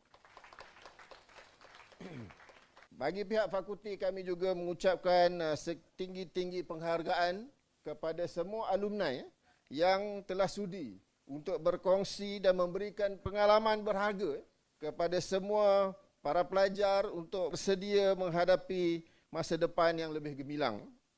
Hadirin hadirat sekalian, penganjuran program ini adalah usaha berterusan pihak FST dan UKM amnya dalam meningkatkan kebolehpasaran graduan di kalangan pelajar di FST UKM. Untuk makluman hadirin, pada tahun lepas, seramai 878 orang pelajar FST telah bergraduasi dan 95.7% pelajar telah menerokai alam kerjaya. Dari jumlah ini, 80% sudah bekerja dan selebihnya menyambung pengajian di peringkat sarjana dan sijil kemahiran. FST akan terus berusaha untuk mencapai 100% kadar GE dengan mengadakan program-program seperti Hari Kerjaya ini. Untuk makluman kadar kebolehpasaran graduan FST di tempat mereka melaksanakan intern adalah sebanyak 21%. Itu antara angka yang tinggi graduan yang bekerja di tempat mereka menjalani latihan industri. Saya berharap pelajar-pelajar khususnya kepada yang menjalani latihan industri pada tahun hadapan telah mendapat manfaat yang diperolehi melalui perkongsian dalam slot ceramah dan forum bual bicara alumni di industri yang melibatkan pelbagai pihak termasuklah agensi kerajaan, agensi swasta, industri dan lain-lain. Anda seharusnya meneroka pelbagai peluang dan bidang pekerjaan yang merentas disiplin bidang pengajian masing-masing. Ini kerana realiti dunia pekerjaan pada masa kini semakin cenderung kepada kerjaya merentas disiplin dan memerlukan kemahiran multitasking atau multi tugas. Untuk itu, industri hari ini memerlukan anda menjadi proaktif, berdaya saing, fleksibel serta memiliki akhlak yang terpuji. Saya sekali lagi mengucapkan ribuan terima kasih kepada semua pihak, sama ada penaja, alumni-alumni yang terlibat, urustia program yang saya dimaklumkan berhempas pulas lebih sebulan yang lepas untuk memastikan kesemua program yang kita rancangkan hari ini termasuklah larian, hari kerjaya dan hari keusahawanan. Ucapan tahniah dan setinggi-tinggi penghargaan kepada semua pihak. Tahniah juga kepada pengarah program, kepada pihak UKM yang juga memberikan sokongan dalam menjayakan program yang kita laksanakan hari ini. Hadirin hadirat sekalian, sebagai mengakhiri bicara saya pada tengah hari ini, pantun khas untuk semua, kalau mencari buah pulasan, biar lebih jangan kurang. Ilmu dituntut, usaha berterusan, prestasi meningkat, insan cemerlang. Akhir kata, dengan sukacitanya saya menutup Hari Kerjaya FST UKM 2024. Sekian. Assalamualaikum warahmatullahi wabarakatuh. Majlis mengucapkan ribuan terima kasih kepada yang berbahagia Dekan atas ucapan sebentar tadi.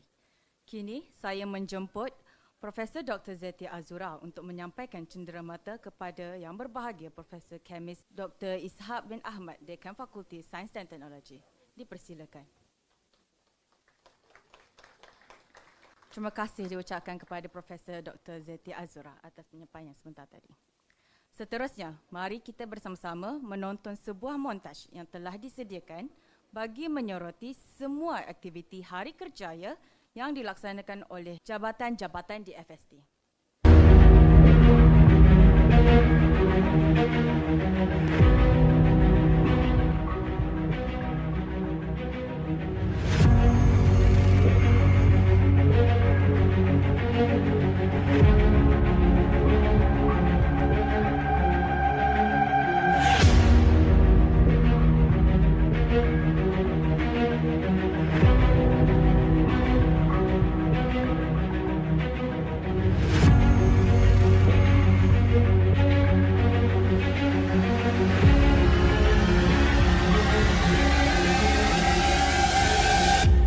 Tahu sebenarnya selain daripada oil and gas ada lagi industri lain yang boleh join dan cara-cara untuk apply resume dengan lebih baik. Sesi talk tu banyak memberi pendedahan yang baru kepada saya dan boleh digunakan untuk apply intern nanti.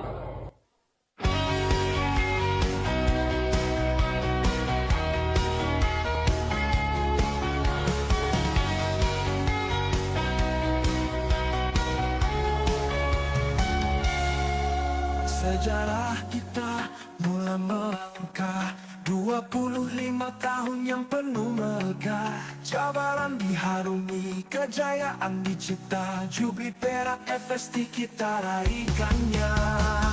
Satu suara, satu harapan,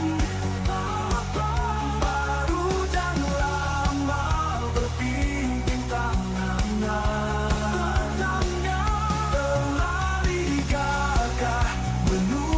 Kejayaan, jayaan, terus semangat FST menyerah.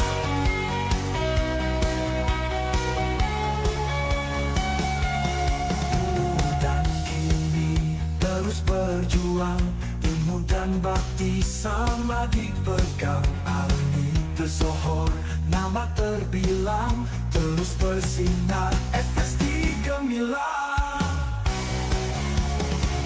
Satu suara, satu harapan, baru dan lama berpimpin tangan,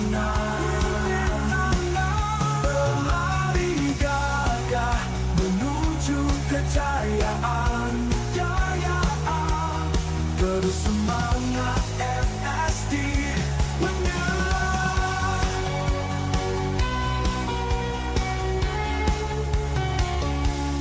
Larian ini bukti semangat FST maju penuh hormat, berlari gagah menuju kejayaan, terus bersinar FST gemilang. Satu suara, satu harapan, baru dan lama berpimpin tangan, berlari gagah menuju kejayaan, terus semangat FST menyerah, terus semangat FST menyerah.